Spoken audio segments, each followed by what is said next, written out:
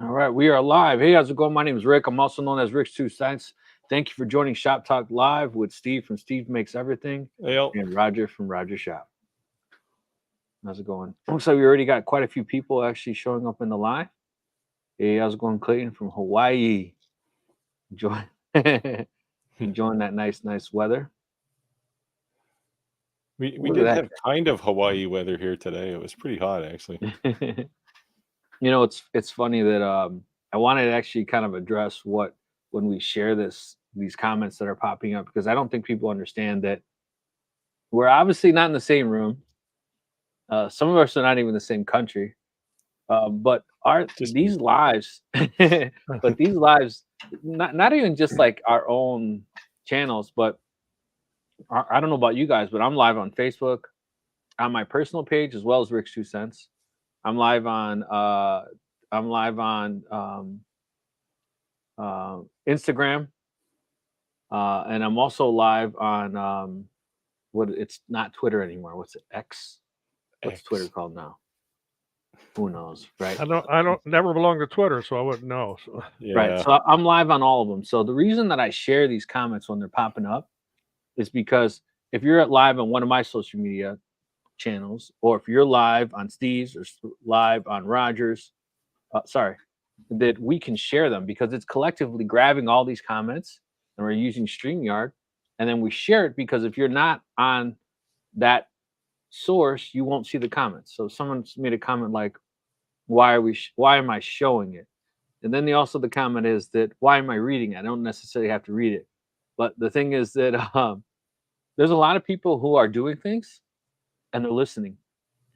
And then when they hear it, then they're going to sit in front of the computer, and because they have something to say.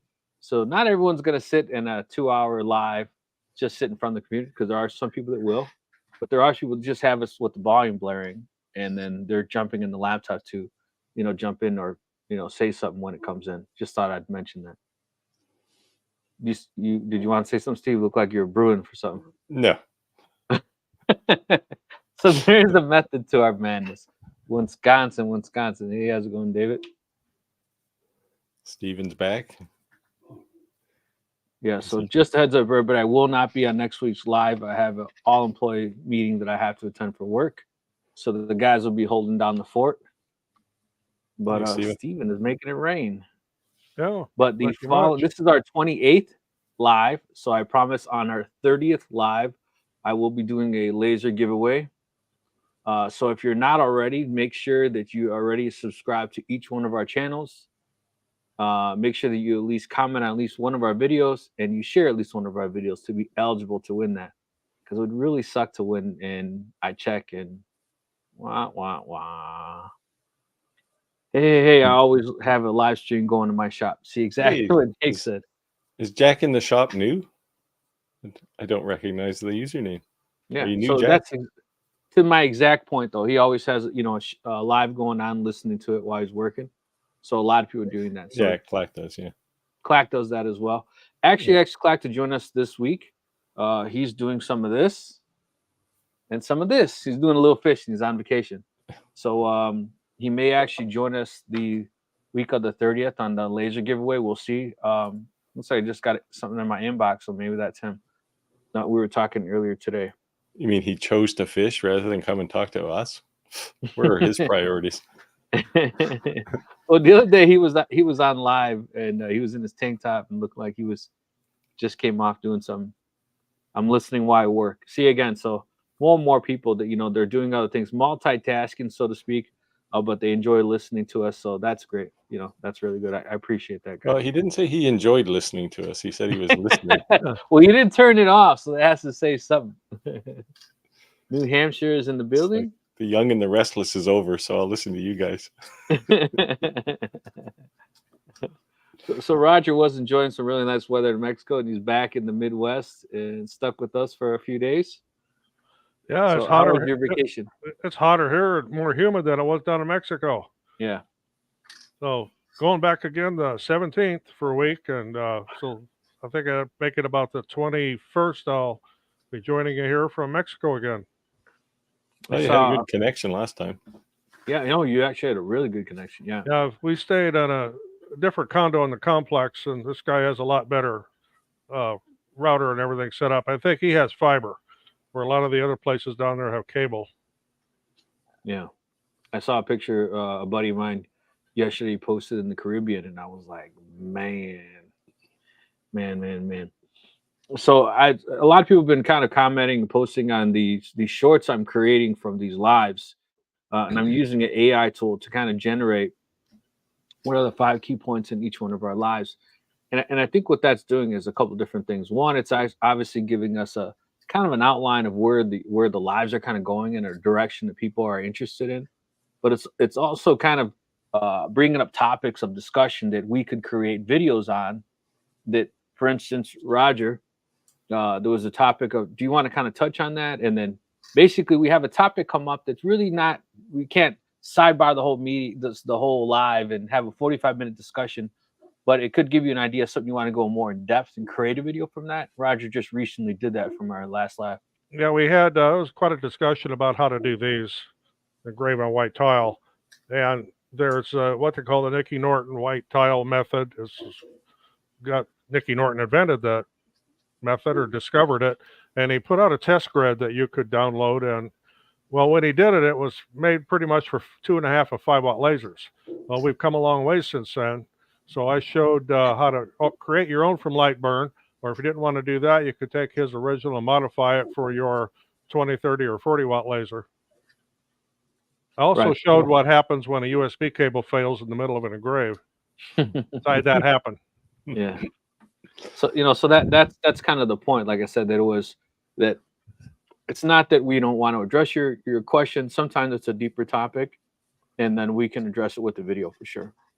Then we had comments about, what's a good cheap thing to make when you're a beginner, and I got into the thing about earrings. So, little Halloween theme. 1, 2, 3, 4. I gave your thumb more. That was wood, and then we got the old bat out of acrylic. There you go. Had to have the wife's assistance on that, because I didn't know what the hardware was called for any of that. So, who was it? I forget. They came in our live and were saying that we should make earrings. That was like a big thing. Like, that gal, can't remember her name now. Can't remember her name, but laser girl or something like that. Oh, it was the laser chick? That's who it was? Yeah, laser chick. Yeah. Okay, it was a laser chick. Yeah, the laser chick. So she mentioned it, and it was funny how many comments came up. People kind of agreeing. I hate Lightburn. It's dropping Linux support. What's up with that?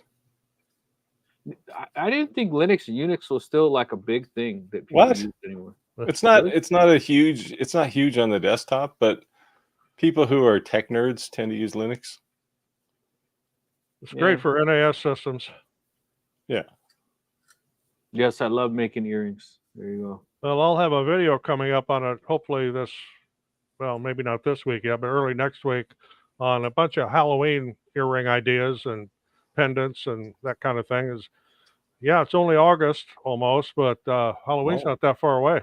Yes. So a good point you brought that up, Roger, is that the one thing we always say is to make sure that you find a niche, right? It doesn't matter what type of laser you have, whether it be a diode laser, a CO2 laser, a fiber laser, it doesn't matter. We're saying find a niche, right? And expand upon your niche, but it's not a bad idea to have seasonal items, right? So, and these a Home Depot, Menards, a Walmart, it doesn't matter. They all have these seasonal items, right? And they're a big sale. So Halloween's a big thing. So I think it's important for us to kind of say, like, yes, you have your niche, but it's okay to have seasonal items, and you may have a fail or a success, but then once you have a success, expand on it. For instance, the jack-o'-lanterns, that I made last year, the lanterns, they sold out like that. So this year I'm already making them, So that's kind of the reason of my switch of my camera. You're not seeing the fiber lasers in the background. You're seeing this. It's because I wanted to show that in a bit, but yeah. So is there anything you guys are working on for Halloween? Not for Halloween. My next video is gonna show people how to make these. You made that from scratch? Yeah. This was a board this morning. Well, actually, late yesterday. So is this one. No, hold on. Pull it back. Let me see it. That looks pretty badass, actually. No, I like it. Yeah, my wife has already claimed these two, but So are you going to put a little hole in the bottom, the back? yeah, that's a drill press job. I'm not gonna Right. create go to the trouble of create a tool path on a CNC to punch a hole in something. So Jack said I'm working on Christmas files now. Whoa. Yeah. Yeah, I'll be doing that shortly. Yep. So here you go. A question about Lightburn or XCS. Just trying to learn one or the other. I have an S1. Well, if you have an S1, I would say just learn XCS. Lightburn sort of officially they have a Lightburn driver, but there's some challenges with I found some challenges with cutting on the S1 in Lightburn. Like if you do a material test from Lightburn, it'll come out as triangles, not squares. Like if you're doing a cut test, there's some weird problems. But you also miss some features that are in XCS for the S1 that you don't get with Lightburn, like multi-point focus, for example. Yeah. So I think the whole idea of that is that to be backward compliant for someone who's just diehard Lightburn. But Yeah, then oh yeah, Lightburn, I get why they right? did No, it. no, Right? I'm saying There was big pressure to right. support it. But I'm just saying this is a topic that continuously comes up in our lives. Yeah, So I think that there's going to be people who are just diehard Lightburn users, or they yeah, don't for want a now. new learning curve. But then also there's going to be, like you said, unique features that they may have that Y- Lightburn may not support. Yeah, and that's what's driving it, right? Like I had a conversation with the Lightburn folks, I don't know, just before the S1 came out, because I had an S1 when it was still a prototype.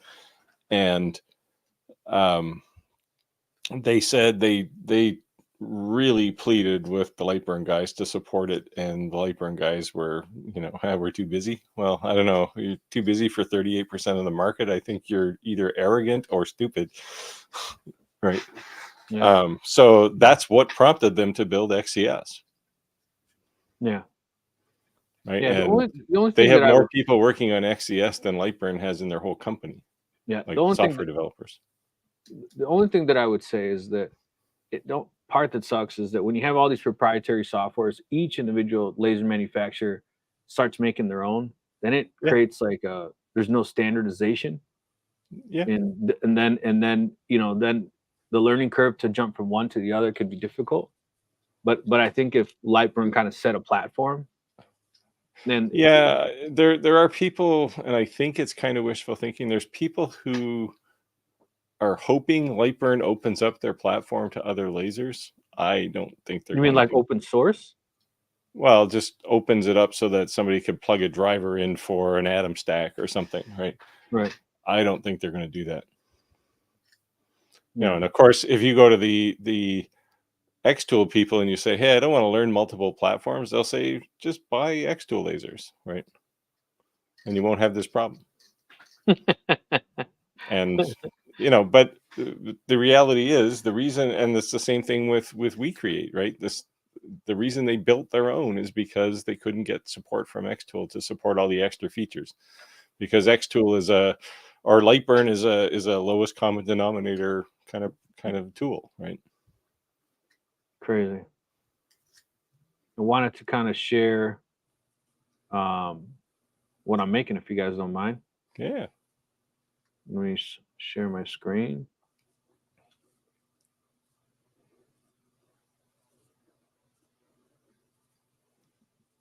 Can you guys see my screen? Yep. This is what I'm making.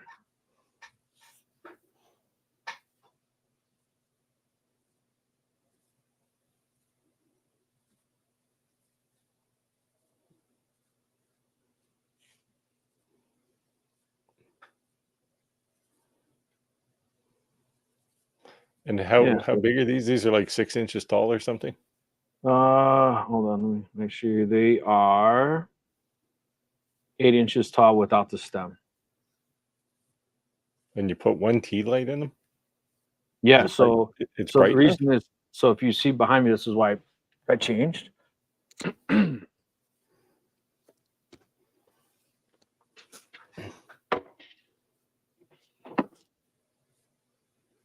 So I took an entire board, and at first I paint it white. The reason I paint it white is because when I paint it yellow, it's gonna pop a lot more. Mhm. And then so that when I put that little cheap Amazon, battery tea light, since the entire inside is yellow, that's how it glows so bright. It like exaggerates the light. So and painting it white first helps with the yellow. Yeah, well, the white you're just basically using as a primer, right? Yeah, base coat. Yeah. In a sealer too as well, so that the yellow can kind of pop a little bit more. So Yeah, then because that the ones I made for tea lights were, I don't know, they were probably 4 inches square. I did a video a couple of Halloweens ago, if anyone's looking for it, and they're just made out of 3mm plywood. Okay. Those are fence pickets. Yeah. I did So some little castles last year. I think I even got a video. Let's see if I can get a hold of that here quick. This is what I made last year, a bunch of these for Halloween, and nice. all of a sudden everybody wants to use it for napkin holders because dinner napkins fit in there perfect.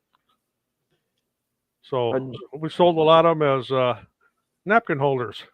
Jack, I used that on. I cut those out on the Ateza V35, but I'll be using the longer V1, and I think I'll be tag teaming between the two lasers. Just have it going. Have them both running. Yeah, Thanks, my B1 was running almost all day today. Yeah.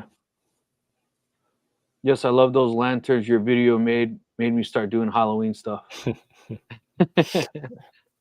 Yeah. So what I actually said is originally I was thinking of selling the files I created on Etsy, because I know there's a lot of people that have like their own Etsy store. It's not necessarily the stuff they sell, but like the files they use and things like that. And I said, you know what, I'm not going to do that. So anyone who's a member of my YouTube page, I'll just give it to them for free. Yeah, see, I did both of those. For members, they're free, and if you don't want to be a member, that's fine. You can just go to Etsy and pay a couple of bucks and get Maybe I'll do that. Get the design. But so far, all the files that I created, everything's available if you're a member for free. But I guess no takers, and I keep getting requests, and maybe I'll just throw it up on Etsy and create a store just under Rick's 2 cents. Yeah, that's mostly what I sell on my Etsy store is designs. There's other stuff there, but it's more just presence awareness as opposed to I want to actually sell these. Yeah, I but just think designs I sell a lot of. I just think most influencers, their business, they don't ever really publicize, right? Because they don't want copycats. So their Etsy store is just their files, but it's not their actual business Etsy store. They kind of hold that close to their heart because they don't want a million people copying all their designs. Yeah, there's certainly things I do for I do mostly custom stuff, right? So there's certainly things I do that I don't talk about on my YouTube channel. Right. But OnlyFans did come out though.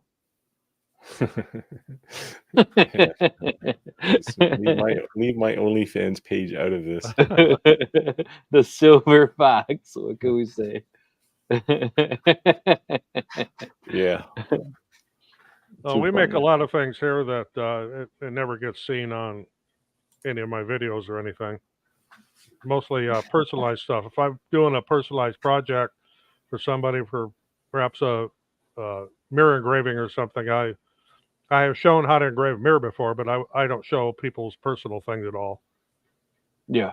I get a lot of people that like TikTok, not necessarily YouTube, but people will say, hey, memorial stuff like sometimes takes me a little longer because I just put a little more extra care into it. So I'll tell them like, hey, I'll post it on TikTok, and if you want to watch it as it's progressively building, you can share it. And that's actually worked for me because generally the people who I'm making it for are the ones sharing it, right? And generating more business. But yeah, otherwise, I don't really show on YouTube too many people's personal items, especially since it's mostly my niche is memorial. Yeah. I do have something to say though. We had a comment a few weeks back and kind of said that like, and we already kind of addressed this, but I want to address it again because as I'm going creating these highlights on our videos, I'm seeing it come up a couple times, time and time again, is that we're not kind of a pump. I would say that I honestly speak for all of us. We're not pump and dumps, right? We don't like tell you to go buy a product and then we're just on to the next.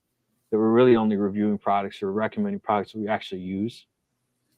And we do say goods as well as bads. And as long as there's more good than bads, it is what it is, right? Nothing is flawless, right? Right? Nothing is flawless. I mean, I certainly try to do that anyway, right? I mean, Right. there's lots of lasers that are they're basically too small for me to use business wise, but certainly any of the like the S1 I used for probably 3-4 months. Now I've got the WeCreate 40 watt sitting on my workbench. But yeah, I just substitute them in every now and again and try the next one, right? But I generally put them through some good use. That's the S1, for example, when I discovered that the in the latest light burn, the cut test generates triangles instead of squares, right? That was just a direct usage on my own. But Roger, do you want to address this question? Do you have a mirror laser engraving video? I believe you have a pretty nice one, if I recall. Have a what? A mirror engraving video? Yes, I did my neighbor has a Pro Stock Camaro, and I asked him before I put it up, asked if it was okay. And I did a video on how to take that photograph and engrave it on a mirror, and he absolutely loved it. Yeah, so check out Roger's YouTube channel. He has a few. I did a mirror. Well, it happened to be a mirror. The video was more about glass engraving than mirrors, but I had a mirror handy, so I used a mirror. That was, I don't know, probably 2 years ago now, but it's out there. Fat Luck Creations is back. Thank you for joining us again. Hey, Fat Luck. Hey, Kyle, I think I know that guy.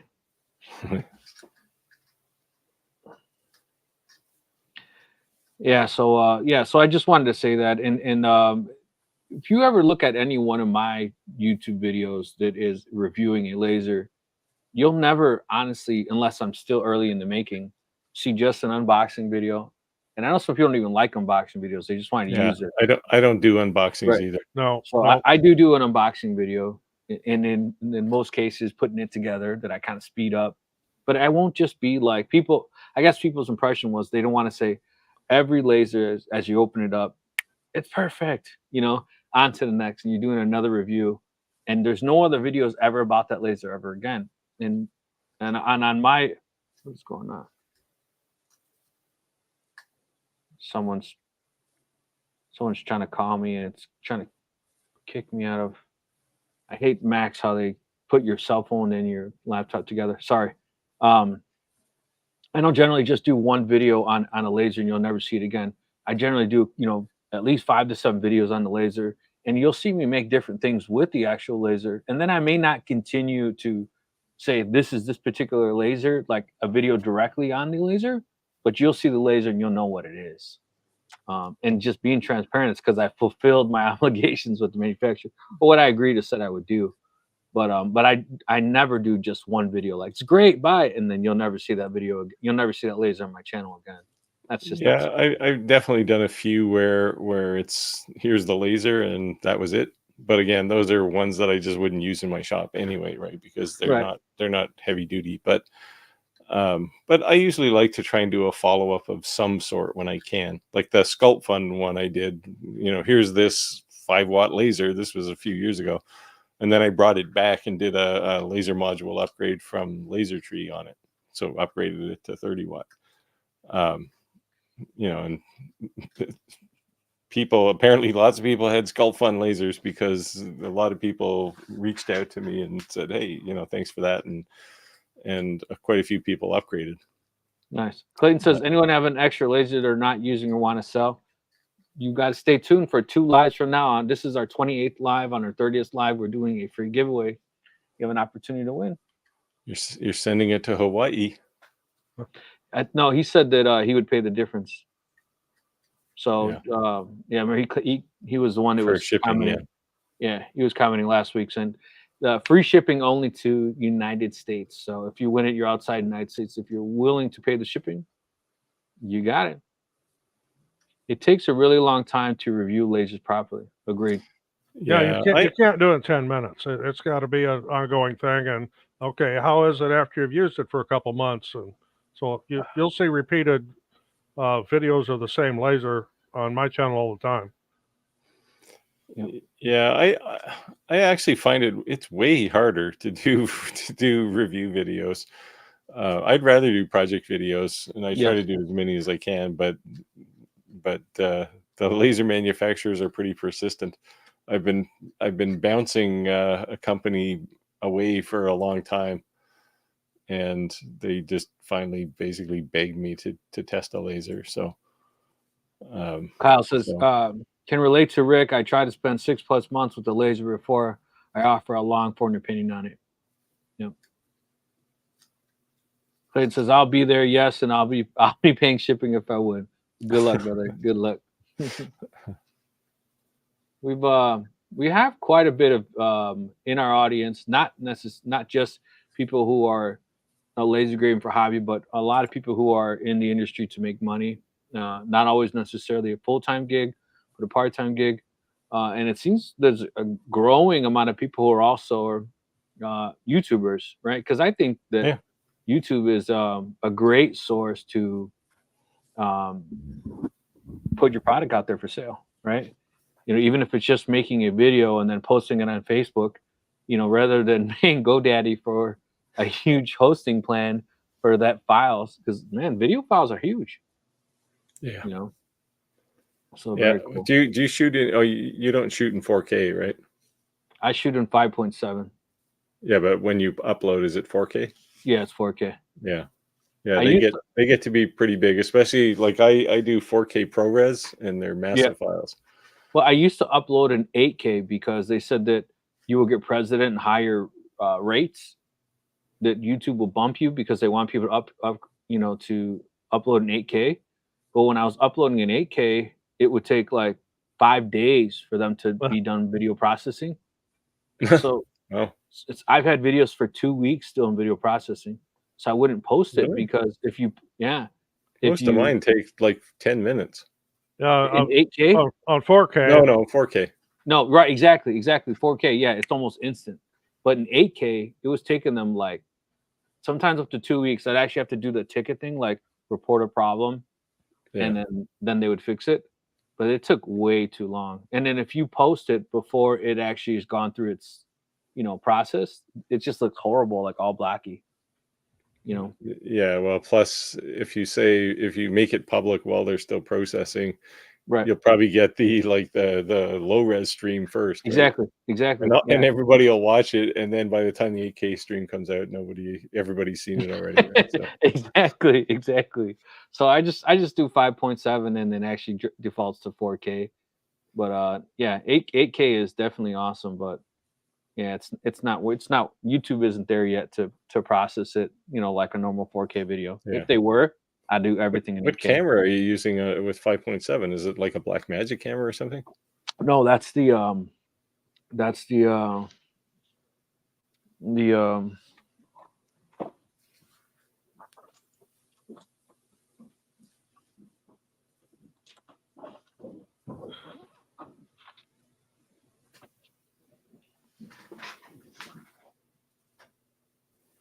Oh, the Insta360.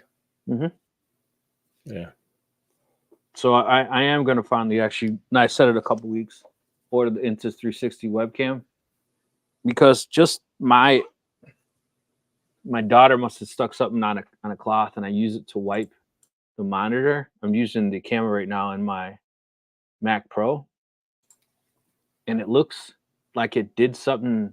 It created like a haze on the plastic. Yeah, you have lipstick too now as a result of that. I just saw you were sitting in a fog there. No, so it does have that haze effect, and that's actually something. It like chemical burned the plastic or the lens over it. So sure, it's not just like finger slime. No, I can actually see it like a white, like a sheen of some sort. Yeah. So I think it lowered the picture quality, obviously, because you're looking through that. So I'm gonna order that webcam. So More to come on that. I do like the Ray-Ban glasses. Those are pretty cool. Yeah. Yeah, so they have two different sizes, and they said the standard size, oh, it'll be fine. To me, it looked like I was wearing little kid glasses. Like the actual lenses look too small on my face. I could actually go get them, but if I was to take these off and put those on, I kept doing that, right? But when I looked in the mirror, I was like, this looks small. And then it turns out I measured these ones in millimeters. You'll be proud of me. And they're the extra large size is the same size as these. So Did you have to go get your wife to measure them for you in millimeters? I used the ruler that I used to align the fiber lasers. Oh yeah. It's like an 18-inch long ruler, right? Yeah. I have a few of those. Yeah. They're nice because they're metal, right? So yeah. I don't know how accurate they are. Yeah, so when I measured, I realized, they're pretty much the same size as these ones. So I paid the difference. So the new ones, the ones I have, they're standard. They're gloss black, and I guess the new ones I paid $87 for more. They're like a matte black. I don't know. We'll see. But yeah. And all of this so that you can wear your glasses and record what you're seeing? Yeah, so you can wear your glasses, record what you're seeing, or you can look at anything and ask it, like, Meta, what is that building? And it'll tell you. Or you can press here and it records. Press here, it takes a picture. I never look at anything long enough to make sure to make that worthwhile. Yeah, or you go live. Like I went live on YouTube. Now, do they have that feature they used to have back in the back of comic books where it's X-ray vision?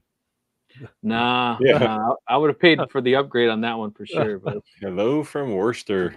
Do you say Worcester or Worcester or something crazy? I've been here. I used to my company's office was down in on the ring road there.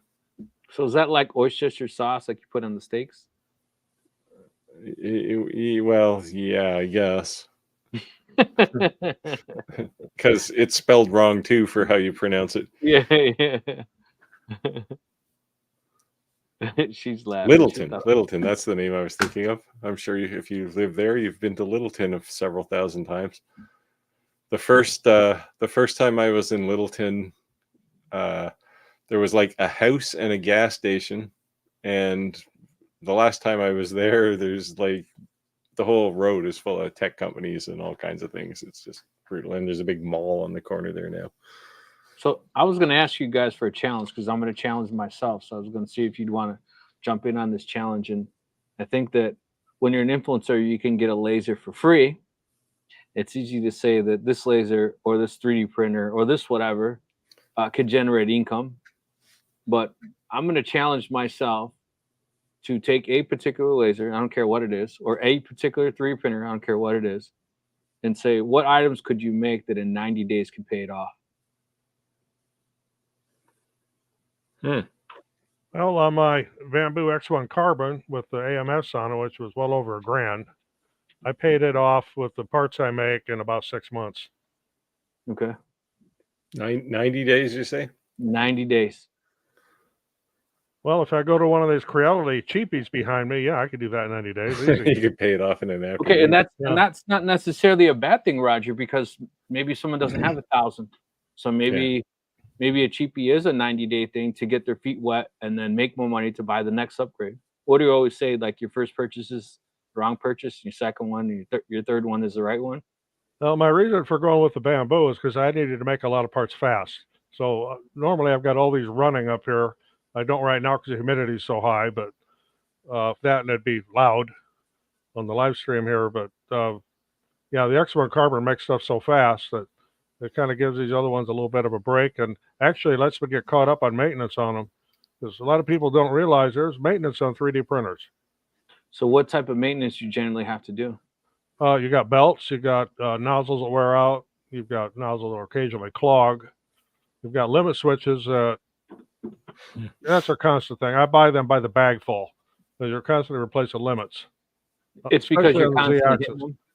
that on the Z-axis, that limit. Every one of these Creality printers, that's a problem.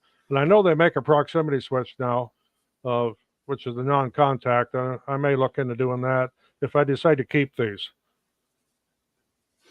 Yeah, this is a tough question because I don't sell volume, right? So No, not necessarily you, but it could be someone that you're yeah. giving the advice to, you know. And so So the one thing I did make, and I don't know if anyone else on the live stream has a Onefinity Elite, but Onefinity Elite CNC machines come with a drag chain that's too small to put, like my spindle's liquid cooled, so I have to run 2 water cooled lines up to it, and the drag chain is too small for that, so I had to replace the drag chain, and then I had to build, as a result of that, a whole bunch of parts to hold it, and that necessitated I made it basically anything on there that was any kind of mount for a cable or the drag chain.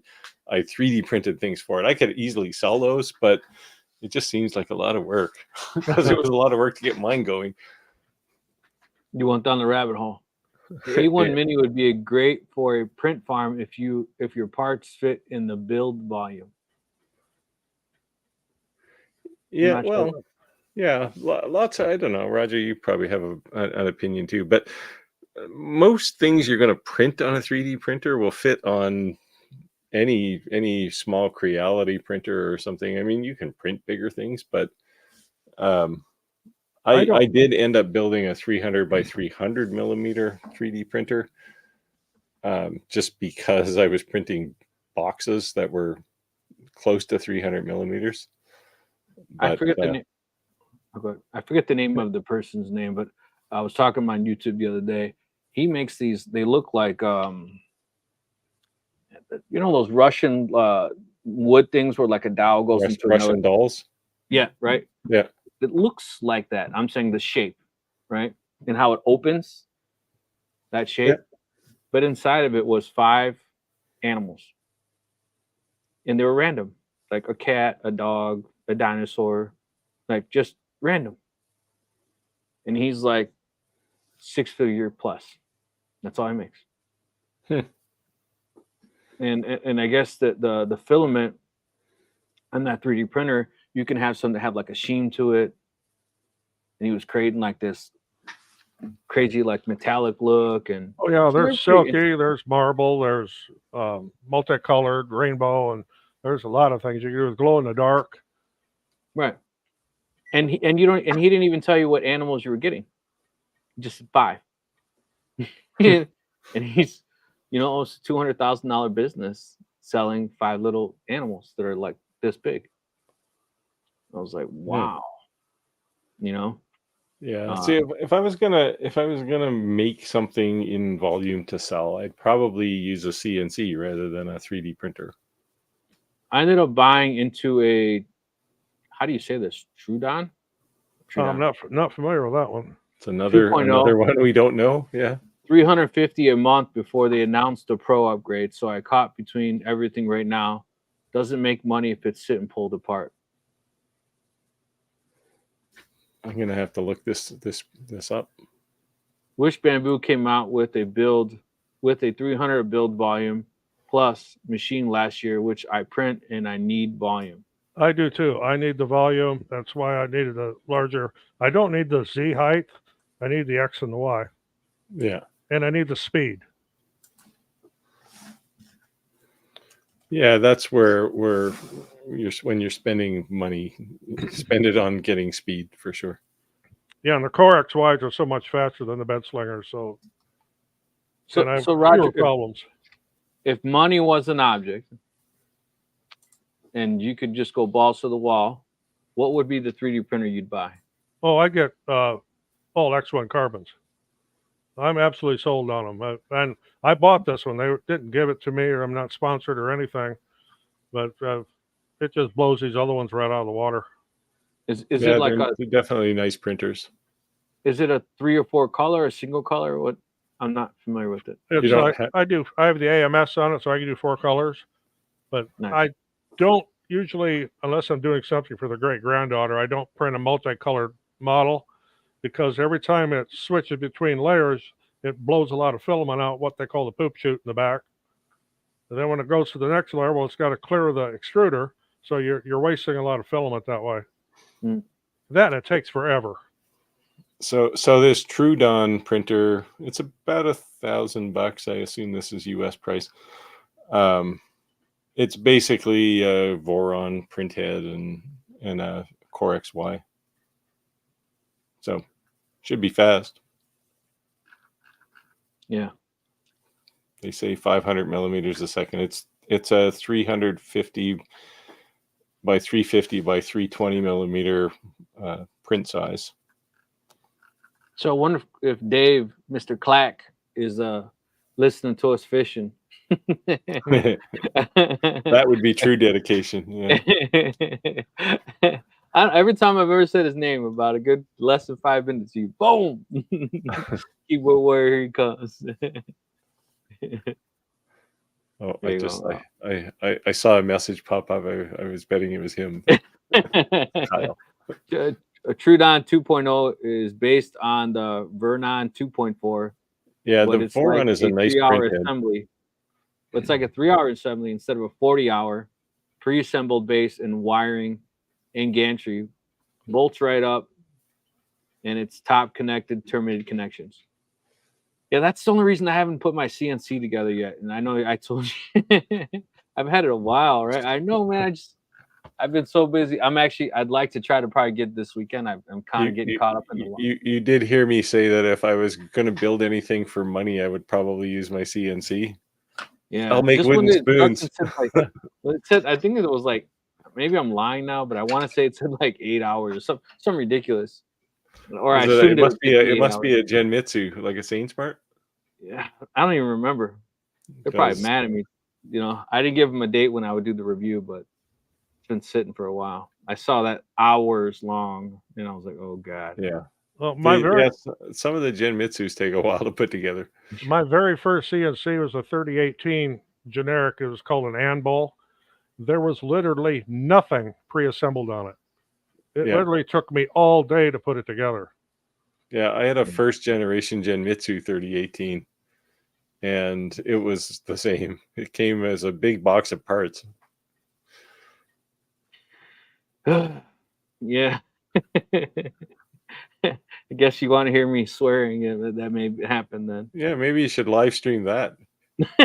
Rick puts his CNC together. We can, do you and we can just sit here and throw out insults as we go. What is Rick doing? Yeah, why is he using a 3 millimeter bolt in a 4 millimeter hole?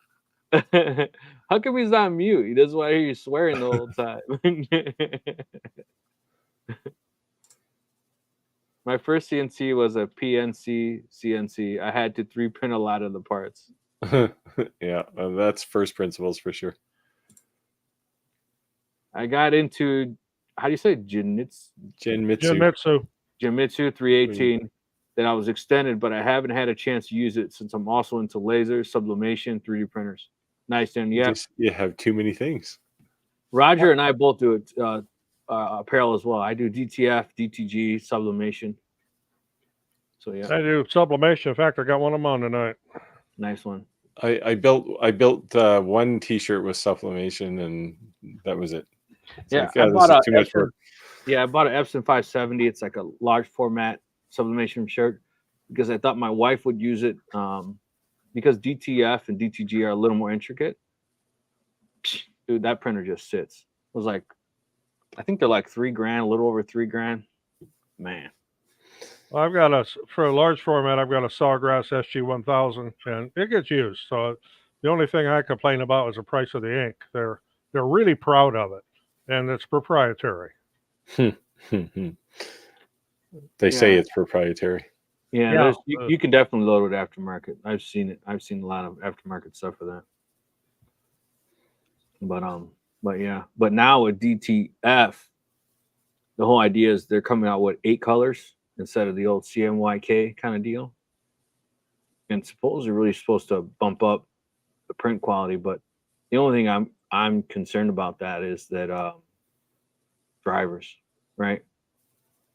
you take a picture and you send it to somebody, and the color looks one way on somebody's monitor, and when they're printing out, it's a total different color, and now you're throwing in a whole new color combination. That's something that has me concerned. Oh, did I just in there we go. I sublimated some tumblers, and they are very okay. I have no idea how durable they are going to be. Well, Roger does that. if you squeeze them and they bend, you know, I've seen some like that. We had my granddaughter had picked up some bargain one somewhere. When we put them in the tumbler press, they went oval. Oh wow! And I don't have the pressure set real hard on it. I mean it, and so then we had to put them in 90 degrees and oval them back, so we get them round again. So I had to back the pressure way off on it. But if you squeeze the tumbler hard, you could dent it. Yeah, definitely, probably not dishwasher safe, but hand wash should probably last a long time. I agree. I stopped using my sawgrass. Once I started hearing about ink, I feel my blood pressure rising. I never want to deal with clogs from DTG or anything. Yeah, DTG is actually not too bad. With DTF, man. But DTF is getting a lot better. The inks have come a long way. The powders come a long way. The films come a long way. And they're finally not converted printers. They're actual printers made for DTF. I've been getting offers from different companies to, demonstrate their DTF printers, and I'm not set up for that, and I don't want to. So yeah, so I got offered a printer from someone. Drove out there, did this whole big presentation with them, got everything good to go. I actually had to redo my siding, redo a door. We talked about this once before. Do a whole kind of construction, reinforce my stairs, and they backed out. I was so pissed. But it is what it is. But I think I have two people who've been really kind of talking to me about it, and I don't know. We'll see. Maybe I'll have a huge commercial DTF printer in my house soon. We'll see. You can send me your old one. Yeah, I have two of them. I have shakers and commercial dryers, everything. The whole thing. I mean, the reason I don't have one is because I don't know how much I would use it. Yeah. But I don't know. Lots of people keep asking me about T-shirts and stuff, but it's like just do I mean, because I use Kittle, you can literally push a button and get a T-shirt, right? And you don't have to do anything. So when I first started doing things, my whole niche was like starter businesses, right? Yeah. So I've designed their website, designed do their logo, business cards, flyers, T-shirts. I would literally do a start to finish, new business. And that's kind of how I started getting into all these different things, But yeah. One shirt I made, it's extremely simple. It's got 3 words on it: may contain rum.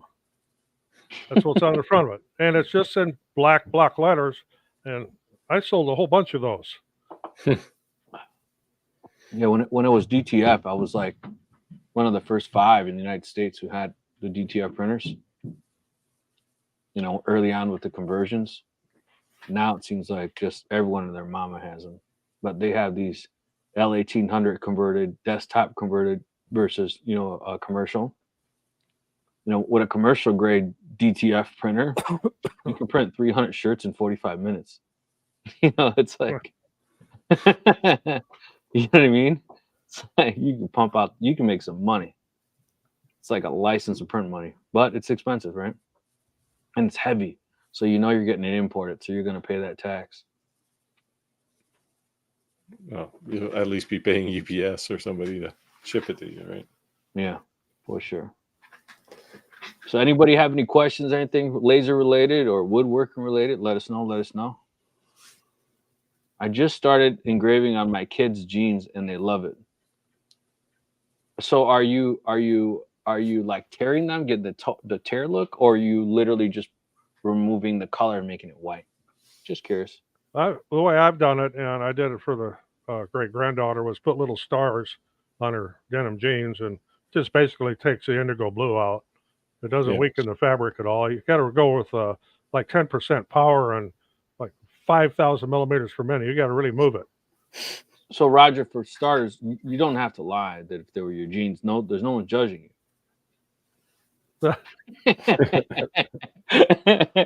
He's got the disco Rick James playing. He's dancing with the stars. It's stars along the bottom. Get down on it. Get down on it. Hey, I used to wear the big bell bottoms and have the red and white handkerchiefs sewn around the bottom, and the bell bottoms were so big you couldn't see my feet, and the big bell sleeves on the shirts. Yeah, I did.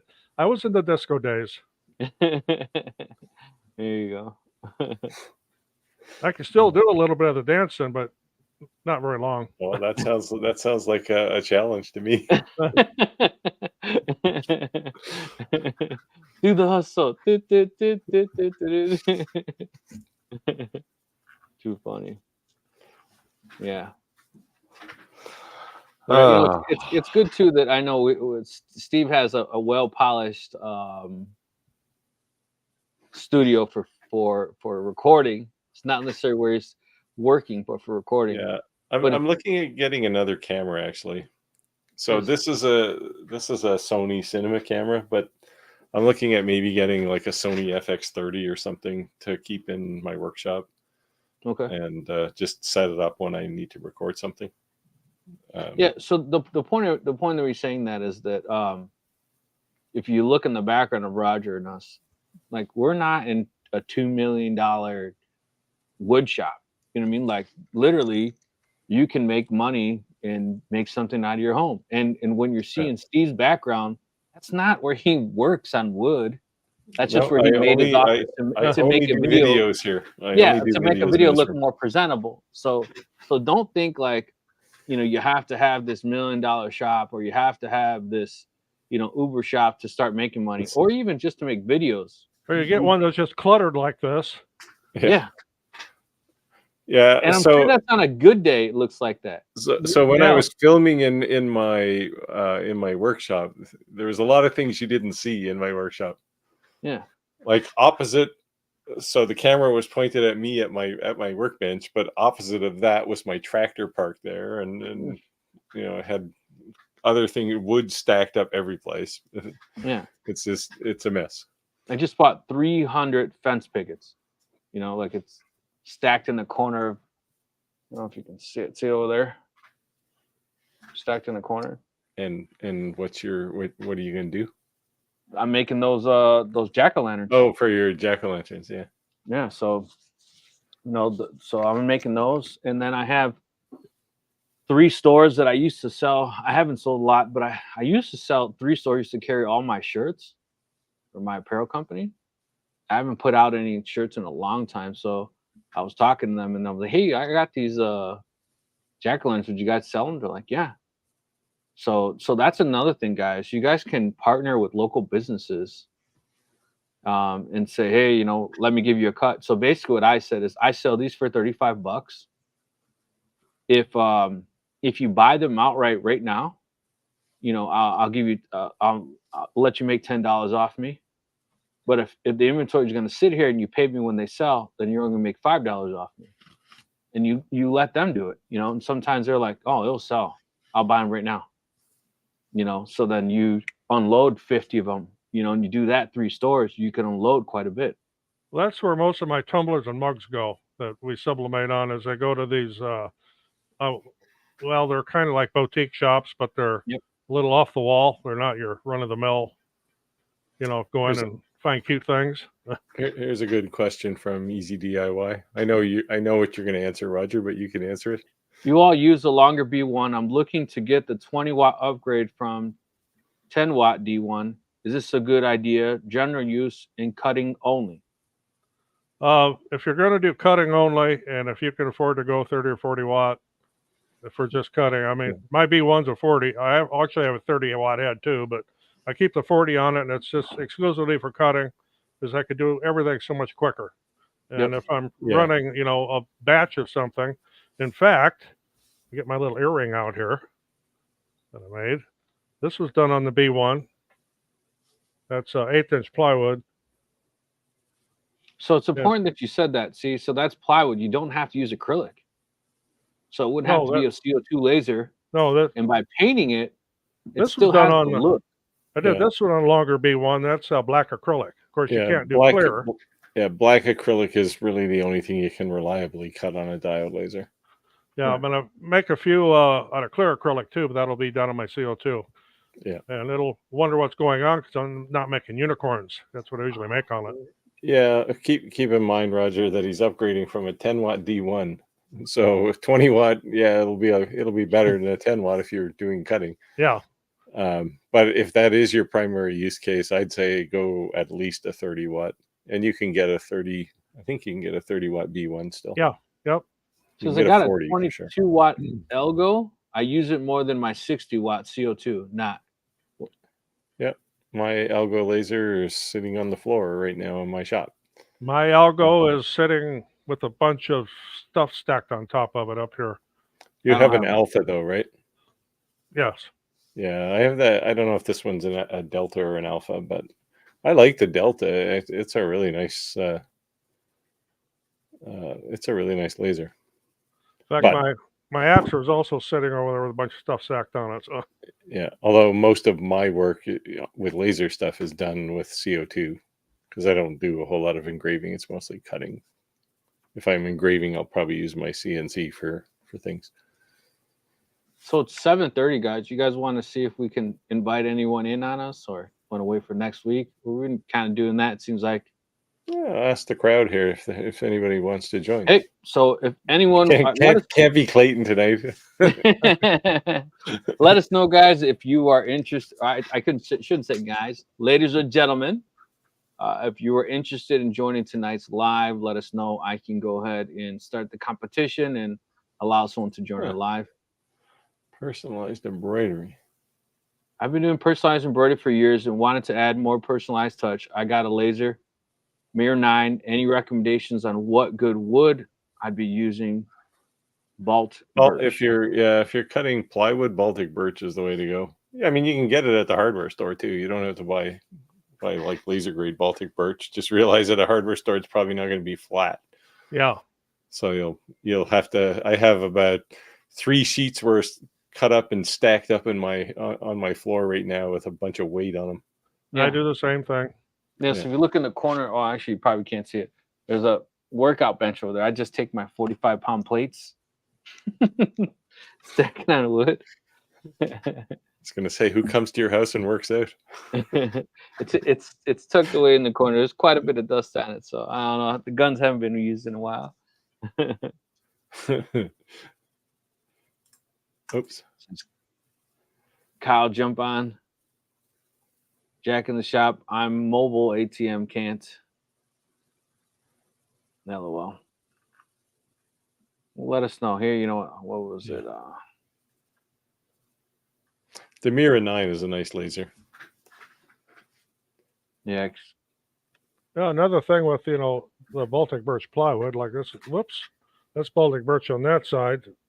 This from Home Depot, but on the other side, it's got like this bizarre looking stripes, but you can make some really unique backgrounds and finishes too, so it kind of depends on what you want to do with it. This is a back layer from a cut sign, so if I took the other half of it and put it against the I don't know how well that'll line up. It's not bad. You get a contrast. Yeah, it looks all right. Yeah, so if Eon's watching, they're probably like, told you, Rick, you could have had one of these. You could have had one. I'm debating. So Monport pinged me again yesterday, and I'm debating actually retiring my home built 90 watt laser and doing some kind of an upgrade. But I don't know. It just takes so much time. I've already got that time invested in my 90 watt CO2. So let me go ahead and share this.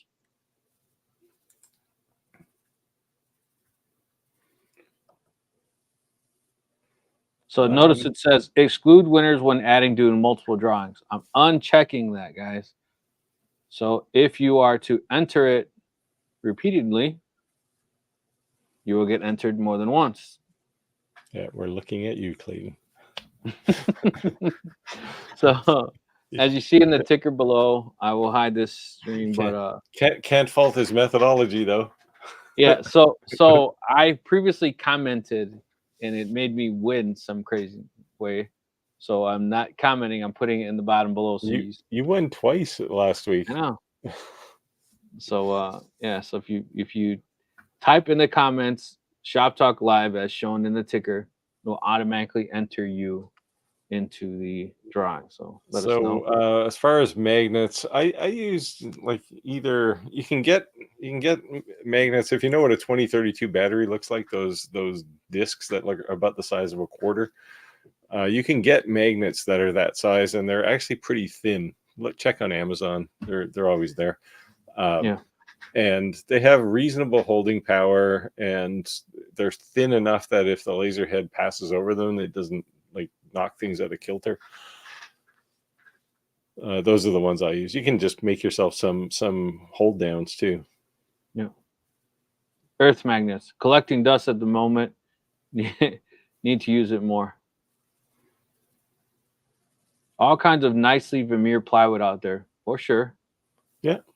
The only thing that I would say when you're buying that, don't buy in little sheets. Buy a table saw and cut it yourself. Don't pay a premium price because somebody cut it small. You can usually get the hardware store to cut it for you anyway. You buy a whole sheet and cut it. Right.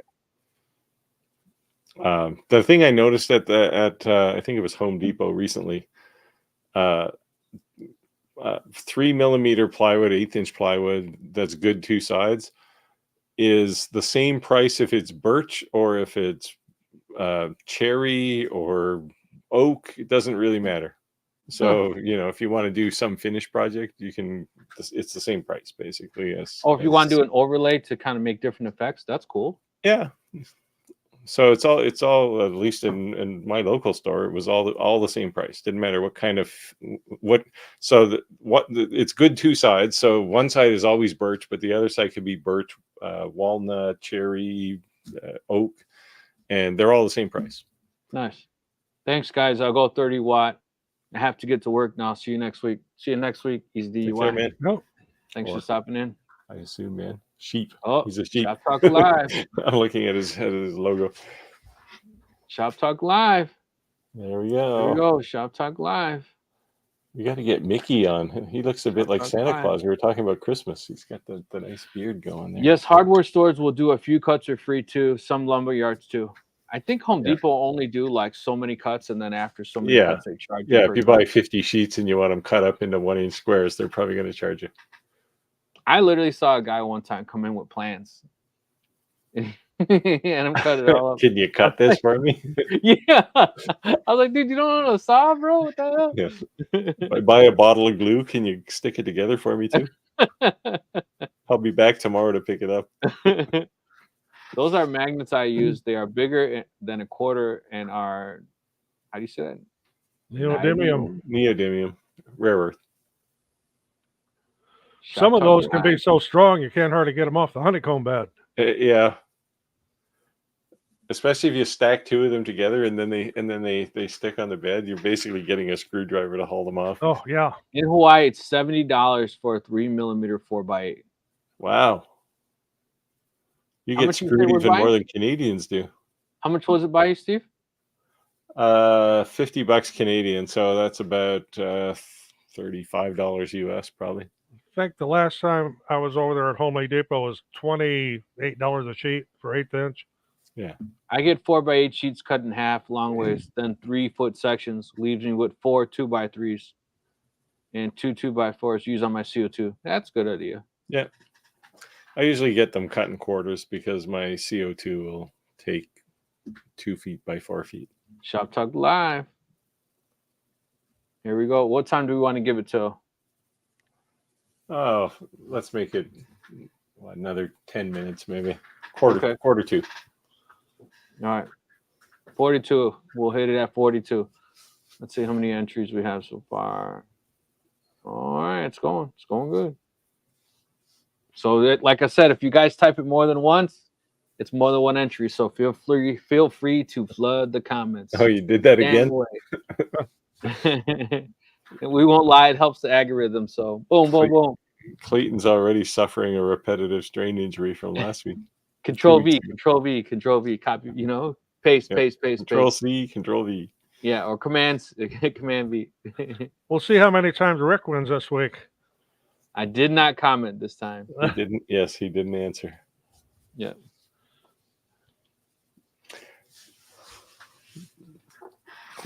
So I have a video coming up since we talked about lasers and not abandoning them once we review them. I'm going to do a review of the Commarker B4 versus the F1 Ultra. Okay. I mean, Head there's to some head? obvious differences, but just head to head just to see how they are, because the B4 is quite a bit cheaper, right? But it doesn't have a diode laser built in. A couple of other things. There's another one I'm looking at. Let me see if I can find it here.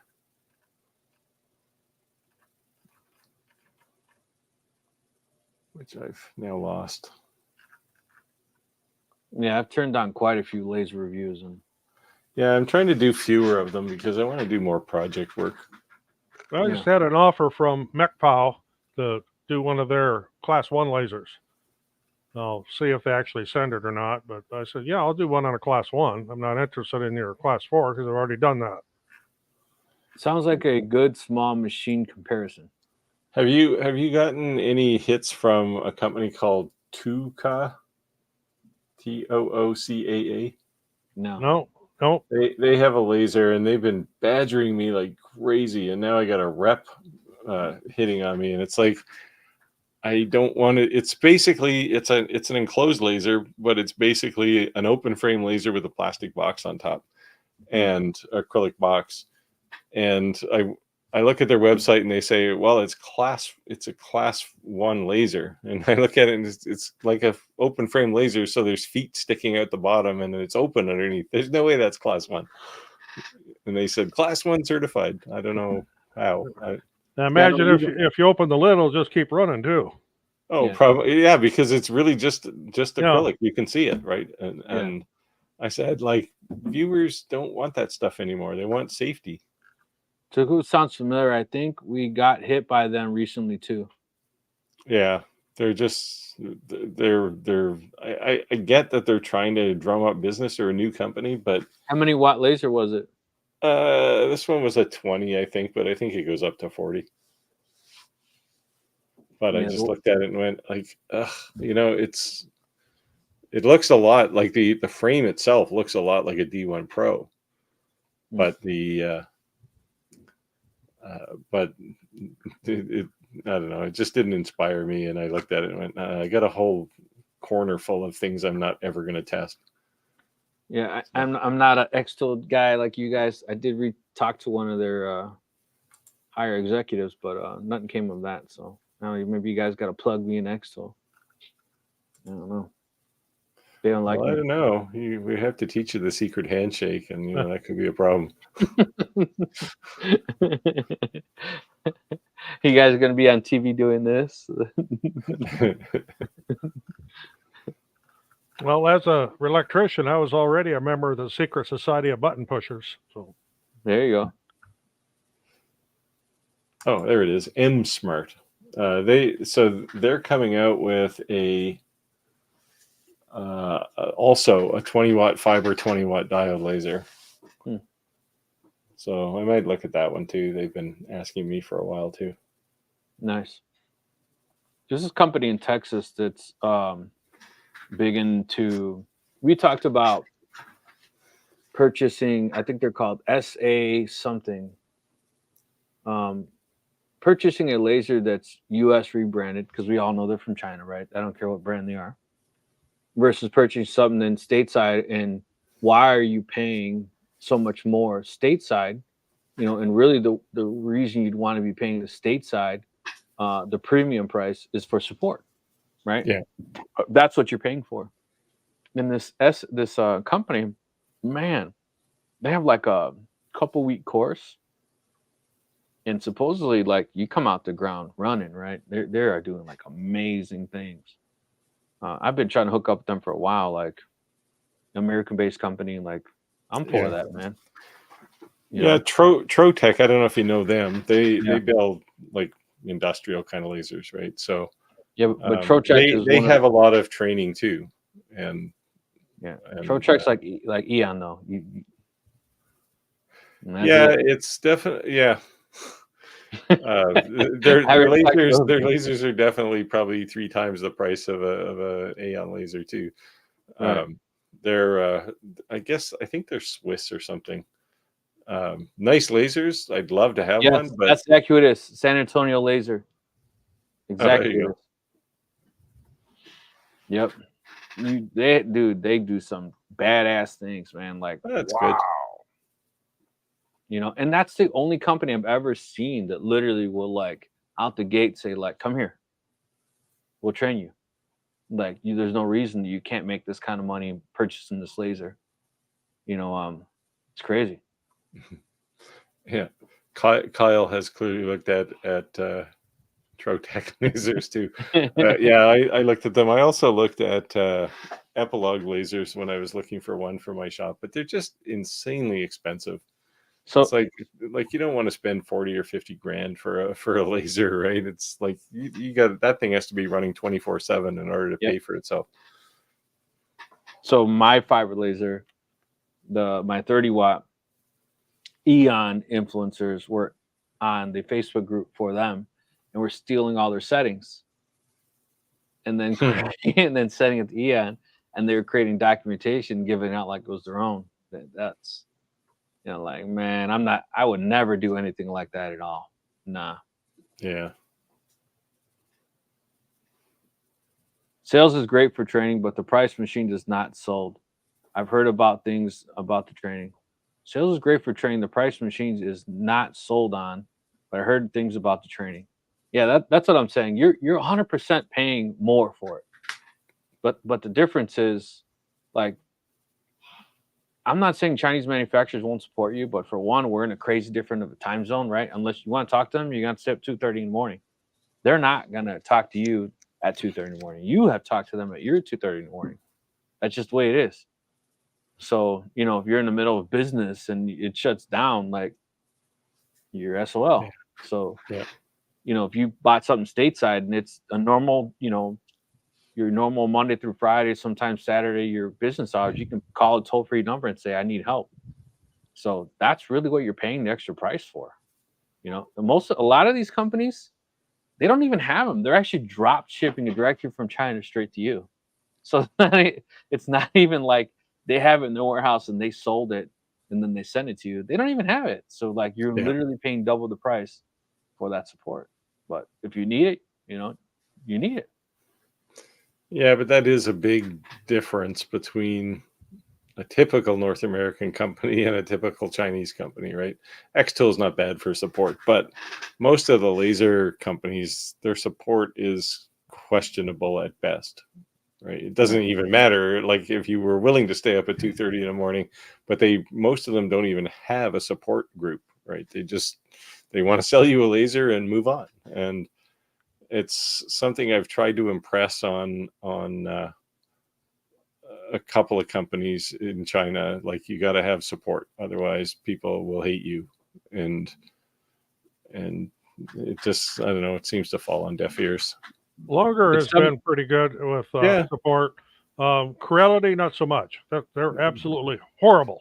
Yeah, I've gone through a very, very long and lengthy time frame wise email exchange with Creality in the past. And it's just like at some point you just go, I'm going to throw this away and I'm going to just buy another one. Here we go. The winner is... Ooh. Hey, we get Mickey. Hey, there you go. Mickey, are you in the building? Mickey. Now we can talk all about what we're going to make for Christmas.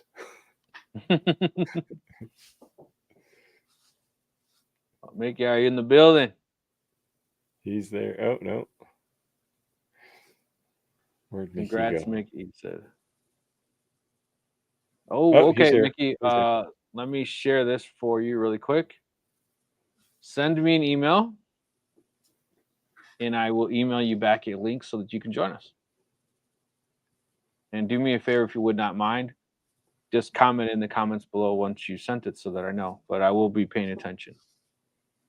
we got our winner. Very, very cool. Yeah, and don't post it on Facebook.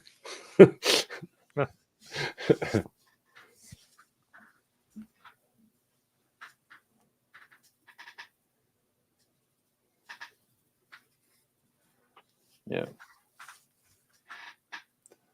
So yeah, I think companies in general, laser companies, need to do much better on support. Like I've heard horror stories about all of them, honestly. Even X2, we create longer, not as much with longer, other than they're a bit slow to respond sometimes. But Kyle said, yeah, customer support is something a lot of companies seriously overlook. The customers too, until they have a problem.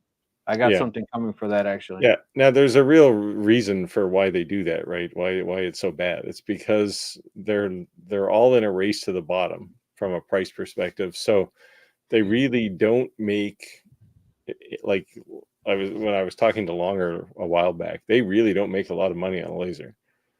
I ordered it, my import, never received it, and lost money. The support suck. How did you not receive it? Like, I hope you paid with a credit card, so you disputed Yeah, I the say charge. I'd be reporting that to the credit card company. Yeah, dispute the charge. Yeah, I see on Facebook all the time. You see these boats, and then you see like all these floating carts, containers. And I would say, "There's your laser. There's your DTF printer.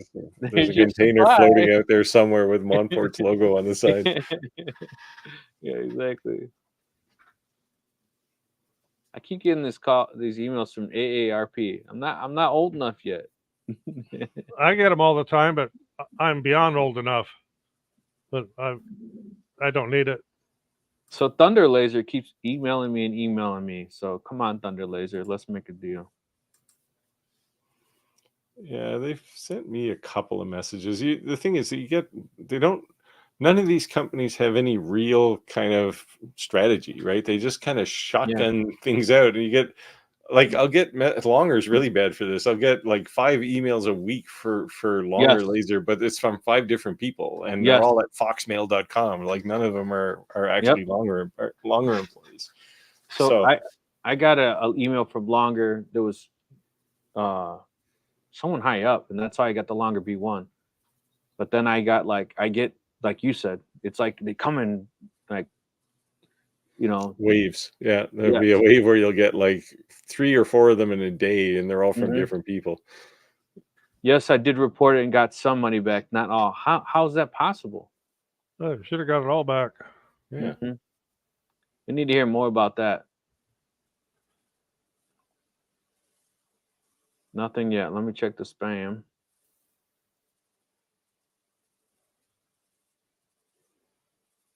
I haven't heard anything. Anytime I'm talking to laser companies, though, I just badger them on support. Like, you got to support your product.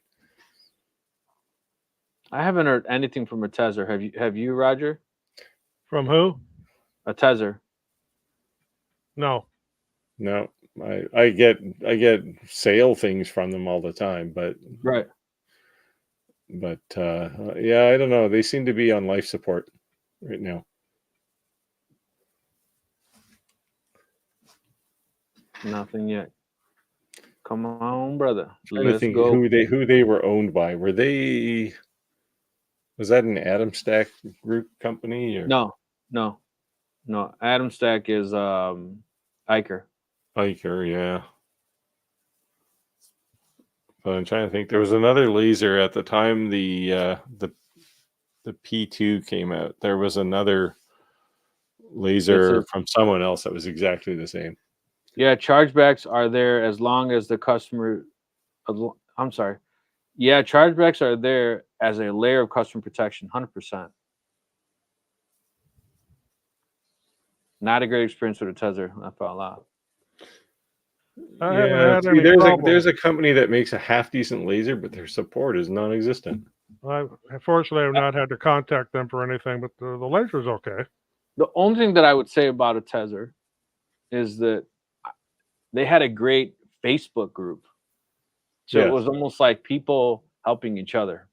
But you see, that's what they rely on, right? Is a group of people who all have the laser. They all are suffering the same pain, and they get together on Facebook and solve the problem. So they're Right. trying to community outsource their support.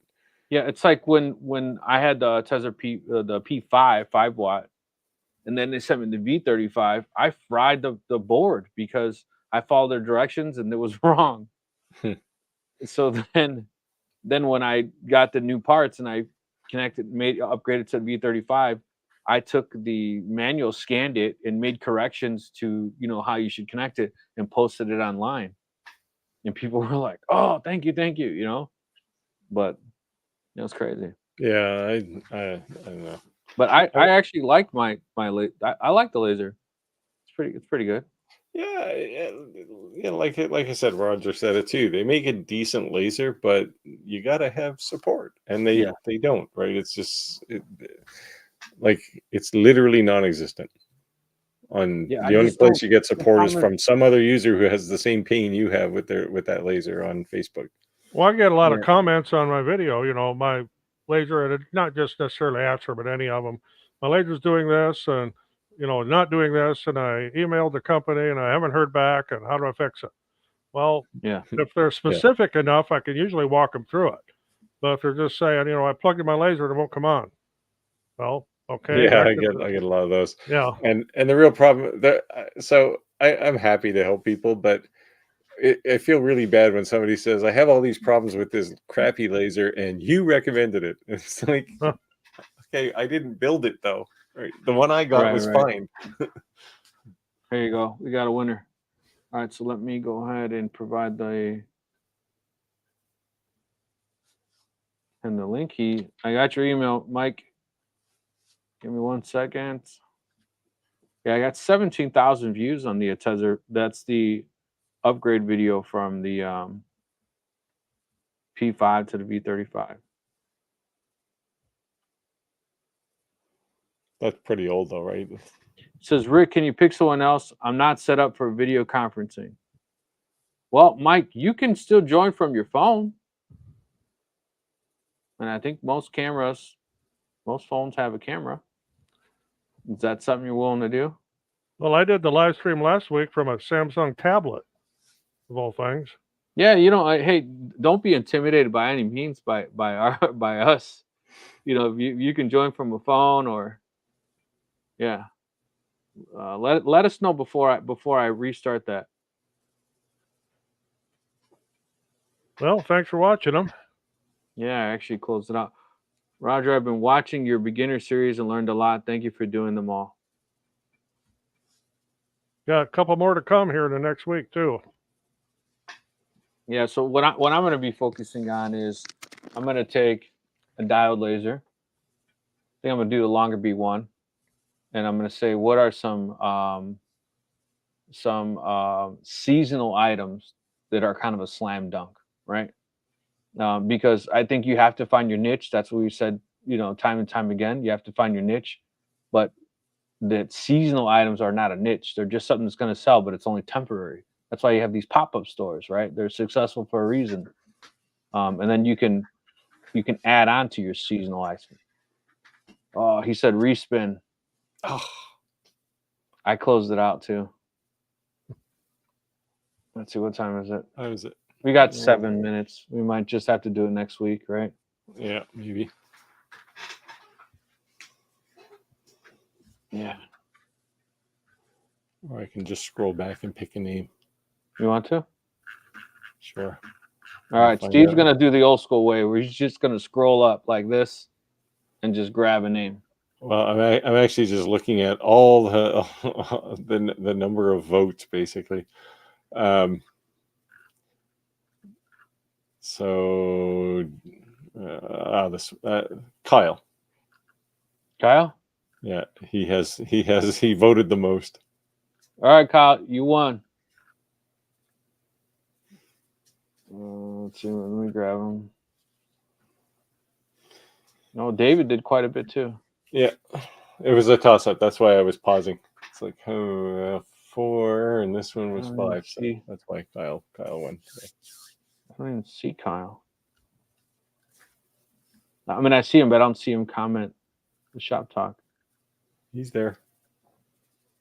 Share it. You mean share it? Across in the top.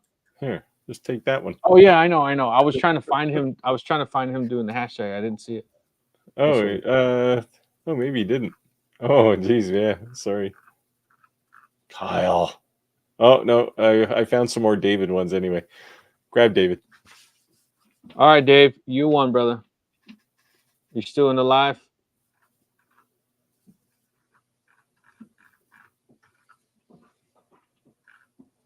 Dave, you still in the live? Let us know. Let us know.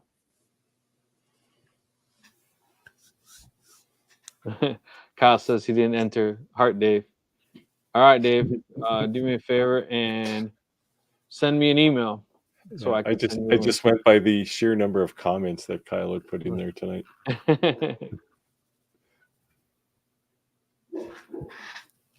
Please send me an email and then we will get you going. Very cool.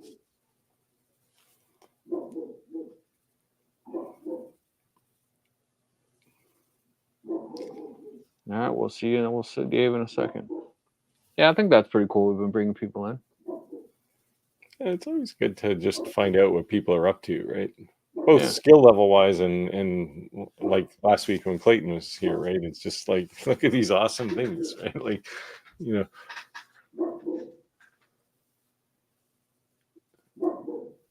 Is that your dog barking? Yeah, somebody must be outside. Just a few Duchess. She's above me. I'm in the basement. Just a few content creators shooting the poop and hanging out. Exactly.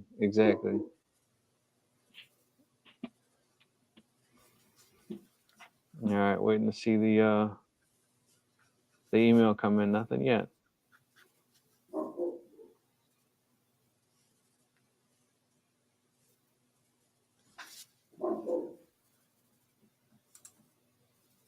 Nothing yet. Yeah. Good. Clayton enjoyed it. We lost you a little early, but the family's important too. Yeah. Yeah, so I think it's safe to assume that, people kind of know when it's a cheaper laser, there may not be as well support. Yeah, when you're buying a 30-watt laser that's $300, you have to ask why it's 300, right? Right. And usually where it's going to hurt is certainly cheaper parts, but definitely support. Yeah. Take care, Gord. Yep. Thanks for watching. Nothing yet. Come on, man. Send her out so we can get you fired up.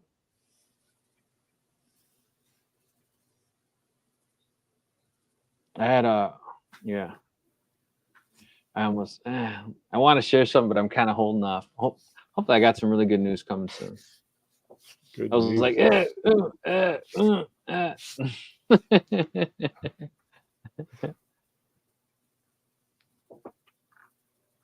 hopefully I got some good news soon. Well, now you've enticed us. Yeah. Our friends from China, they like to send us nice gifts. Yeah. Well, sometimes they're nice gifts. Sometimes it's just a bunch of work. Yeah. Looks like John Deere is doing a ton of layoffs here in the Midwest. Yes, and Moline is where their world headquarters is. It's very close to here. It's in the Quad City area, and they've laid off, I think, 200 and some out of the corporate part there, in addition to laying off a lot of the line workers at Harvester Works and Seeding Plow Planter. The Waterloo Works is 3-4 factories up there in Waterloo, Iowa. I don't know about the ones down south or out east. Sounds like this is a good time to get a side hustle going. Yesterday, they sent out an email to their dealers, and one of the dealers screenshot and posted on Facebook and said 4 different model tractors do not sell.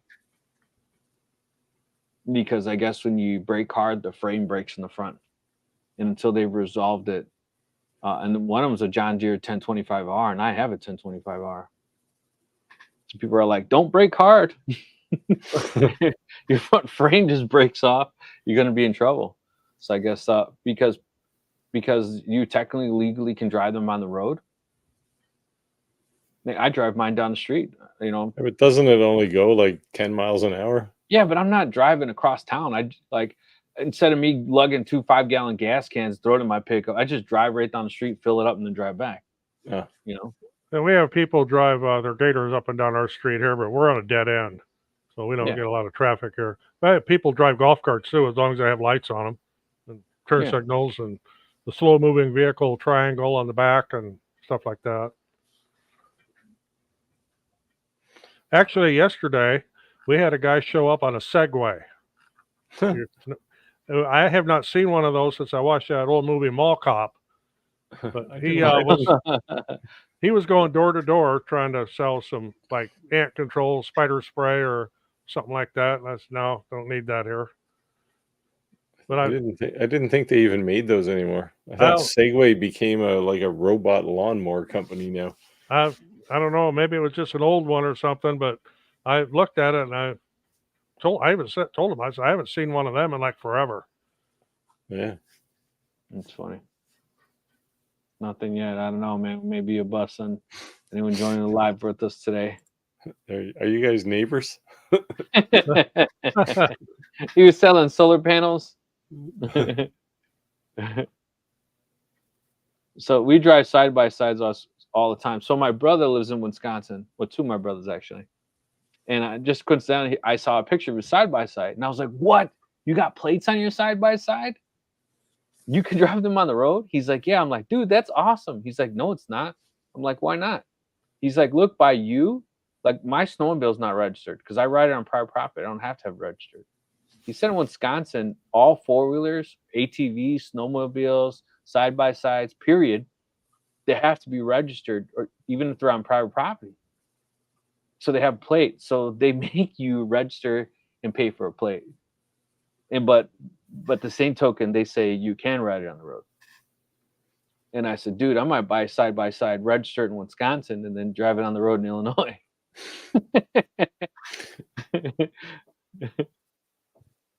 I got a side by side I've never used. I'll trade you a laser for it.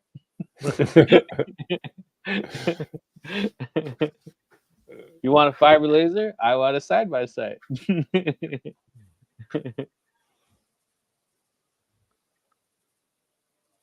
Hawaii, I drive anything on the road. They do in Mexico too. Be surprised what you see when you get just outside of the main downtown area. I've seen some really bizarre looking vehicles. Mm-hmm. Not to mention like 10-year-olds driving. Oh, yeah. Well, he's got a beer down between his legs. He's 10 years old driving a semi. What the hell? He said, "I got 100 watt. You got 120." Bartering sometimes will get you a long way. I got an 03 Dodge Ram that's slammed and candy painted, flames. That's been sitting for like, 7 years. And a buddy of mine's been after me, and I'm like, man, I don't know, I might sell it and buy me a side by side.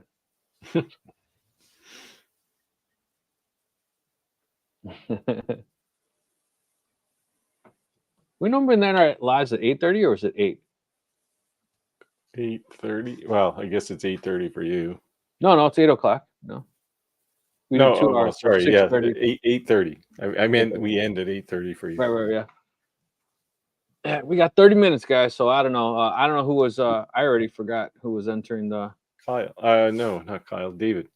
Where'd he go? David, but David is nowhere to be found. But I guess up until the end of the live, you have a choice to join. Well, who else joined? Nothing. Gord left. Mickey left. Jack in the shop was there. He left too, though, didn't he? Or is he still here? No, he's still here. He's just talking to him. Clayton, Joan, David. David, where are you at, David? We're about to choose another one. I don't know. No email. You don't have to put on lipstick and everything for us. You're good. Just come on as you are. Please don't put on lipstick unless you're gender predisposed to do it. Where you at, David? Hold on. Where's our special sound effects? I mean, he was posting in the chat 10 minutes ago. Well, I got something I could throw out there for a little bit to everybody. Sure. Have you ever been building something that's been selling like gangbusters and all of a sudden it just stopped? And do you know why? So I had that happen with something when COVID started. I used to make bat houses for housing. Bats are beneficial. But the big thing with it, when COVID came out, was the whole thing about it came from bats. And I had them up on Etsy, and I finally had to pull it because I was getting all these comments about why would you promote something that generates these diseases? And so I don't sell bat houses anymore. I could probably start again, but we used to sell quite a few of them, and it's a pretty high profit item. I had thought about doing it and putting a little bat on the actual. Dave just sent me an email. He said, sorry, there we go. Yeah, I haven't had that experience because I generally only make one of anything. I was gonna make it, and I was gonna put the little the old school Batman logo on it. I thought not that'd be cool. Not that that's cliche or anything. You know what I'm talking about, right? The original. Yeah. Old school, yeah. You're gonna put a light in the roof that shines up to the sky. Dave, I went ahead and sent you the link. Go ahead and jump in when you get a chance here. No, I thought it'd be cool. Because when I bought my house a long time ago, my electric used to have been fed from the south of my property. And before I bought it, they redirected and I'm fed from the north. So on my property, I have 3 poles that originally belonged to the, ComEd. They're just abandoned on my property, right?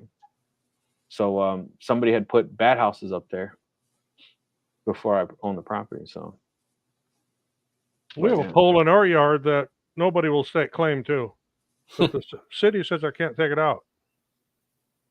It's literally on our property. It's not in an easement either, but the city says it belongs to somebody. They have to be the ones to take it out. Well, yeah, mine's dead in the center of my property. Like, there's no definitely not in the easement. I mean, there's no lines on it. It's just a pole. Yeah, I have to mow around it all the time. Is anybody going to notice if you cut it down? Oh, I've got one particular neighbor that probably turned me in, but otherwise, I don't think anybody'd say anything. Yeah, you always have that one Karen, right?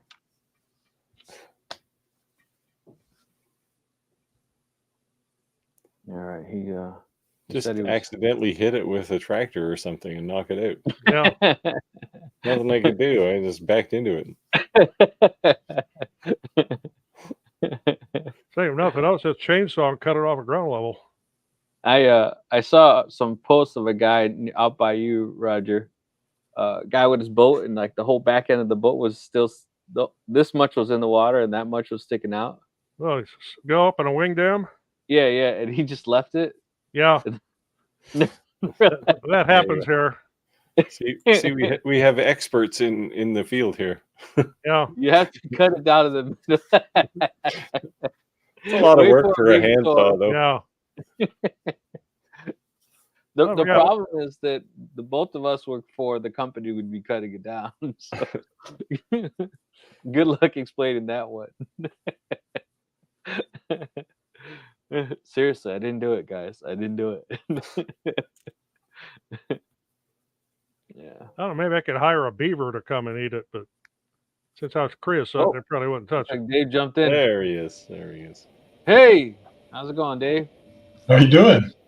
Good. So you want to introduce yourself to our audience here, your name, where you're from, and how you joined the hobby and what you're doing?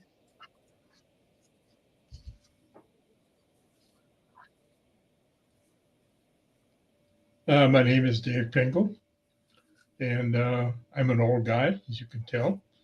And I got into this. Started with a CNC.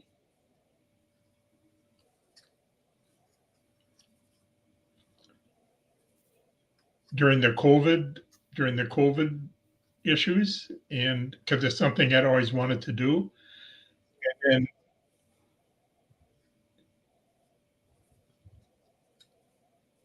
I'm getting a feedback. But Must be. You're hearing yourself? yes, Sometimes you have to lower your speaker a little bit Yeah, because your sometimes. mic picks up your own speaker. Yeah, it throws you off when you hear yourself. It makes it weird to talk. About a half a second later. Yeah. Yeah. anyhow.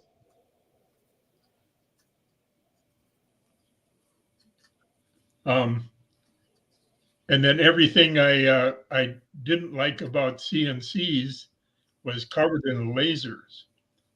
It was just so much nicer to use them. I've been having a ball.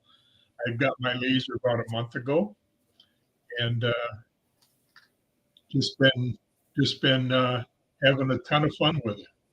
Nice. Sweet. So are you using it as a supplement income, generate income, or just a hobby, or? Just a hobby. Okay.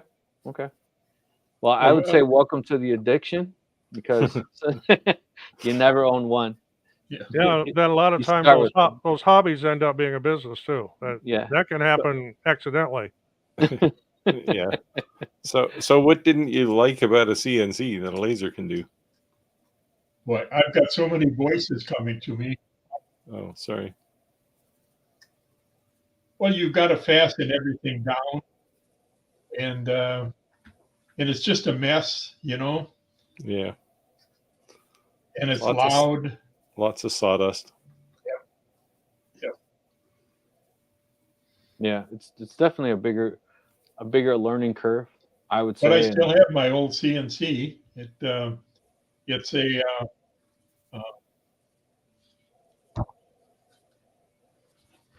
I'm still using the router on it rather than a spindle.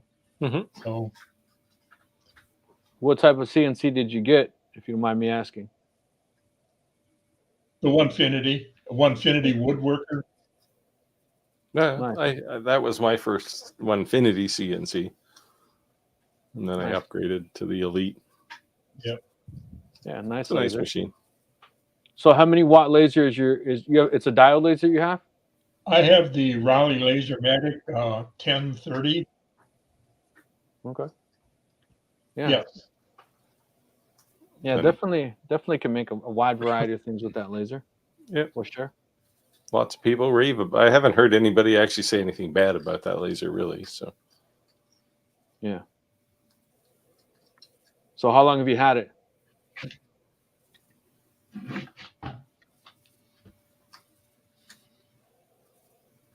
About a month.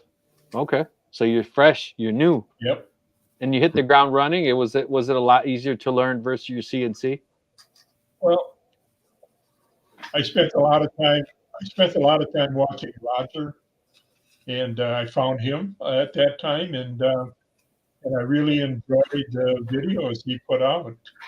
Well, appreciate And that. now, it's a matter now of just figuring out how to do all this stuff.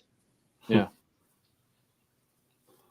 I think the problem is when you first get a laser, you're kind of like sensory overload because you have to try to figure out what you want to do because there's just so much you can do, right? Yep. And then and trial and error and accepting failures. We always say that there's no such thing as a failure, right? It's just a learned All part of the learning curve. Yeah, learning curve. yeah, you start. The first thing you cut is the cardboard box that your laser came in. No, I didn't. I had material. I started cutting right away. Oh yeah. Okay. The problem is real material costs money, and if initially you're going to make a lot of mistakes, right? Cardboard's free. Yeah. Yeah. You order lots of things from Amazon, and you'll have lots of cardboard to cut. Well, I have a person who supplies me with packing material that he gets from his company, and so I have a lot of stuff to cut. Oh, awesome. Pretty decent stuff.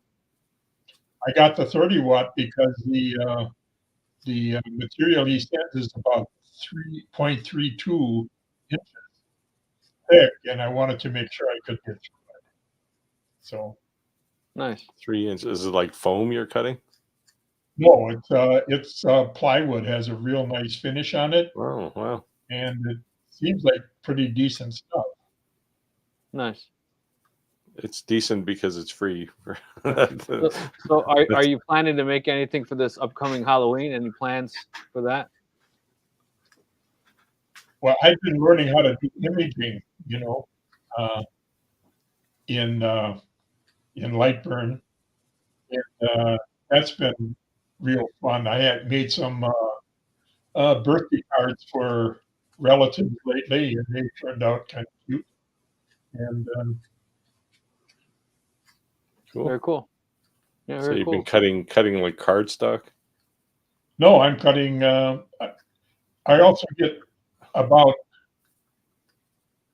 1/8 MDF, Oh, and that's been working pretty good. so you're making cards out of like wood or MDF? Yeah, Wow. Very cool. little plaque. Truly a card that lasts forever. Or keep you warm in the winter. Maybe. There you go. There you go. Yeah. Yeah. I definitely, what I initially thought I wanted to make when I bought a laser versus what I make now is nothing the same. But the only thing I would say is my wife would make fun of me because I had a notebook and I would write everything down. Is when you figure something out, write it down, create a spreadsheet, do something so that if you try to reduplicate that, you got it documented for sure. Yeah, Well, I wanted to get a class 1 laser because I'm going to give this laser to my grandkids, and I wanted to make sure they didn't do anything stupid like look at the beam and stuff. So Yeah. Yeah, No that's problem. No important. promises with kids. Steve always says material test, material test, material test, right? Yeah, I used I- to I- actually when I doing that, but when I first started, I did a whole bunch of material tests for all the materials I wanted to use, and I made like a keychain out of them. So like just a chain with all these things cut, and it was flip through. Okay, corian. Okay, now I have the settings for that. It was now fortunately I just remember most of them, so it's not so bad anymore. But at least the common ones. Yeah, they're saying, yes, setting up is one of the most important things. well, I had to make a call to Dimitri at Lasermatic to help me out on that, and he really did great. Nice.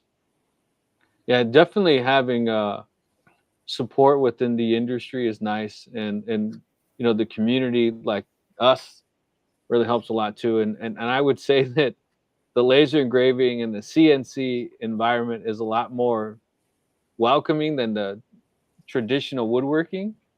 You got a lot of they're a little harder to get along with sometimes. Not welcome. We're not welcome to the people who do all the traditional things, but these spoons. My brother carves spoons by hand with like a scooping tool, and I said, "Well, I'll make one on a CNC," and I showed it to him the other Well, I day. want to Said, do well, you're some just spoons. cheating. It's like I what? want to do some spoons with a friend of mine on a CNC at the makerspace, and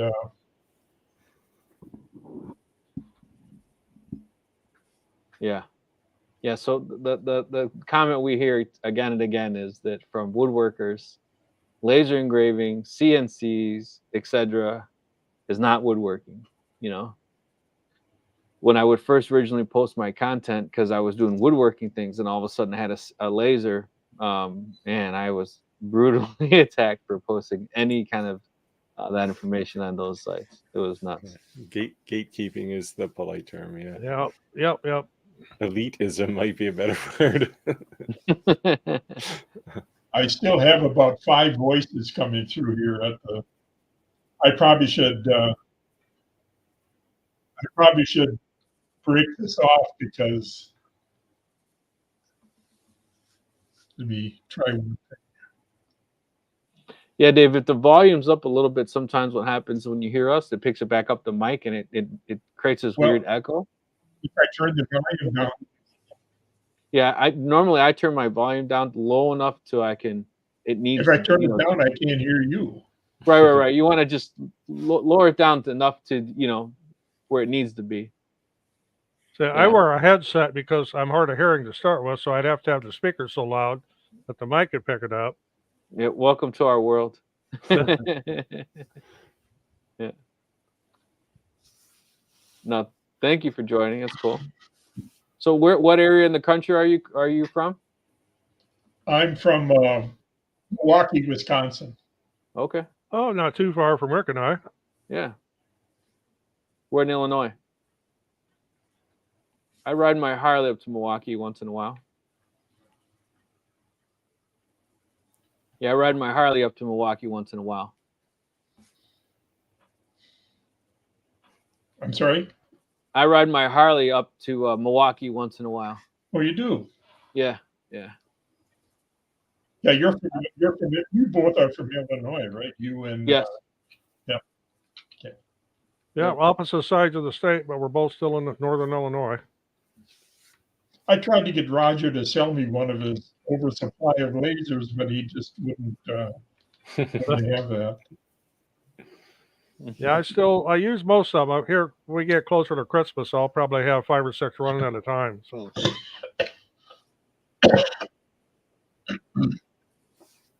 Yeah, so I haven't come up on any Christmas ideas. I'm still stuck on Halloween, but I guess as others were saying, they're already starting to make Christmas. So designs, I better start thinking.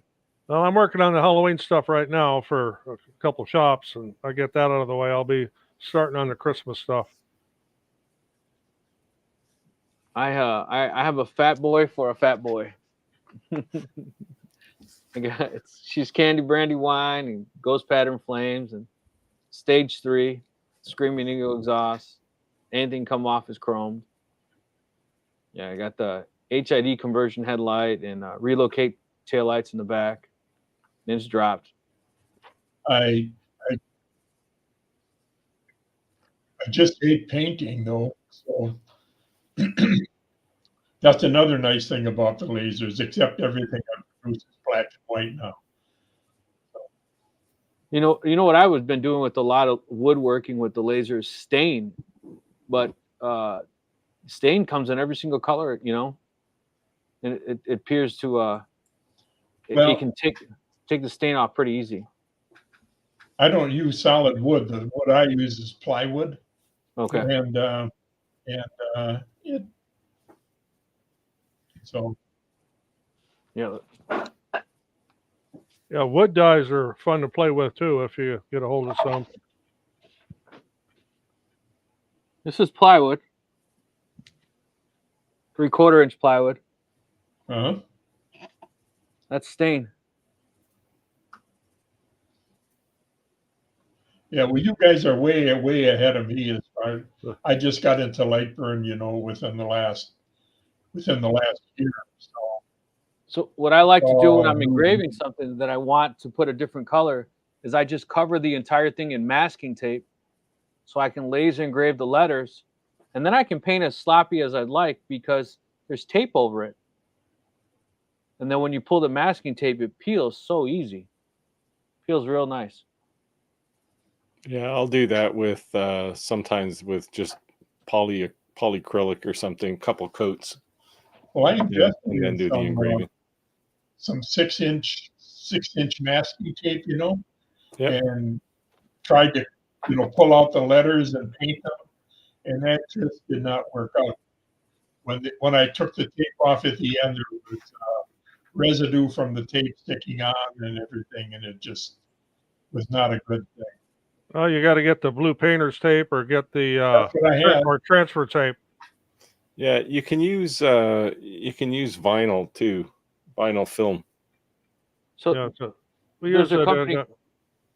well, like we have vinyl cutters, I've got a Cricut Maker here. We use the tape to transfer the letters onto something. I'll use that tape to Yeah. mask something and then do my painting and then pull it off afterwards. There's a company called Sign Outlet. If you Google signoutlet.com, they're in Lisle, Illinois. They're mostly for like vinyls type stuff, but you can buy masking tape at any size you can imagine. Uh-huh. And they tell you the different strengths as well. So you may not want the strongest masking tape because you don't want it to leave a residue. You know, it's a temporary thing. So masking tape's pretty cheap, and because they're local to us, it's going to cost next to nothing to ship. Well, I'll have to consider looking into that.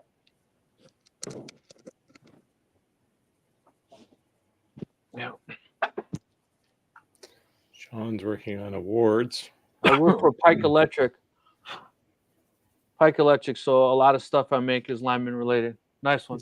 He's one of you guys. No, I'm an inside wireman. Rick is a lineman. Yeah. I'm local 9. I'm local 145, retired. You want me to do it? Here it comes. Here it comes. Do it. Well, I've really enjoyed your site here. That's really pretty stuff. I keep it in my back pocket, so when the lineman stuff comes up, Steve laughs because he knows I keep it in my back pocket. It's like it's like a switchblade. You just whip it out real quick. But then it doesn't take much to impress me. No, that's a pretty impressive coin, no matter what.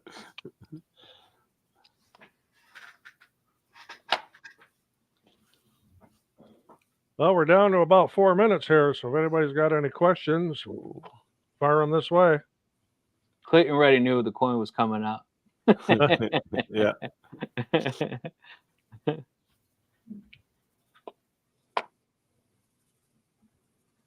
3 minutes left, guys. Got any questions? Let us know. And remember, next week, I won't be here, so the guys are holding it down in the fort. But the week after, make sure you 100% join, because that's where we're giving away the free laser. Yeah. So next week, we're having a contest to give away all of Rick's stuff. So there's a couple different ways you can bring it to a polish, because that's one thing. You see all these people, they're making all these coins with a fiber laser, and what they don't show you is that when it's done, it looks like this, right? Looks like crap. There's no polish to it at all, right? Well, they usually don't have a hole all the way through them either. Well, I went too far, and this is the silver versus the gold, right? Yeah. But the hairline. So this is the marine one that I did. This is on silver. But what I use is let me just show you this one.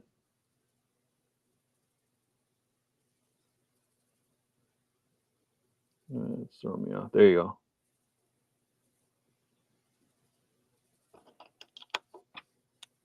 I just do it by hand with a little what is it called?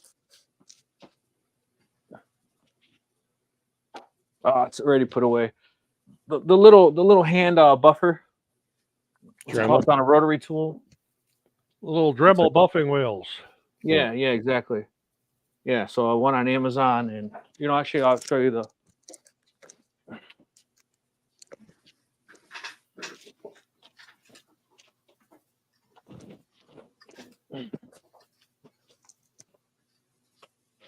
So I'll hit it with this, or I hit it with one of these. And I just bought these off Amazon. They're not expensive at all. Why can't I get it open? These guys, right? And I use polishing compound for a car. Yeah, that's what I use too. Yeah. Polishing compound for a car. I use that for a lot of things, actually.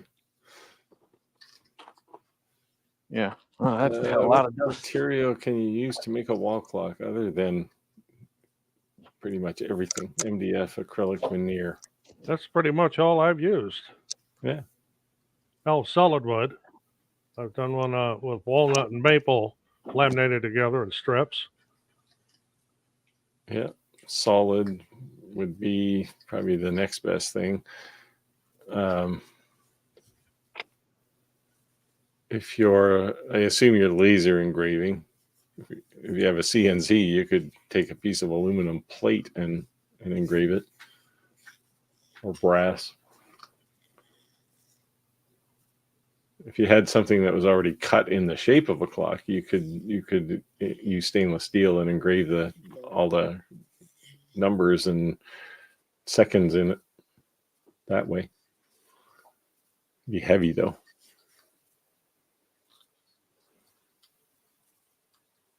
Oh, 150 watt CO2 laser. Well, you can do pretty much anything you want.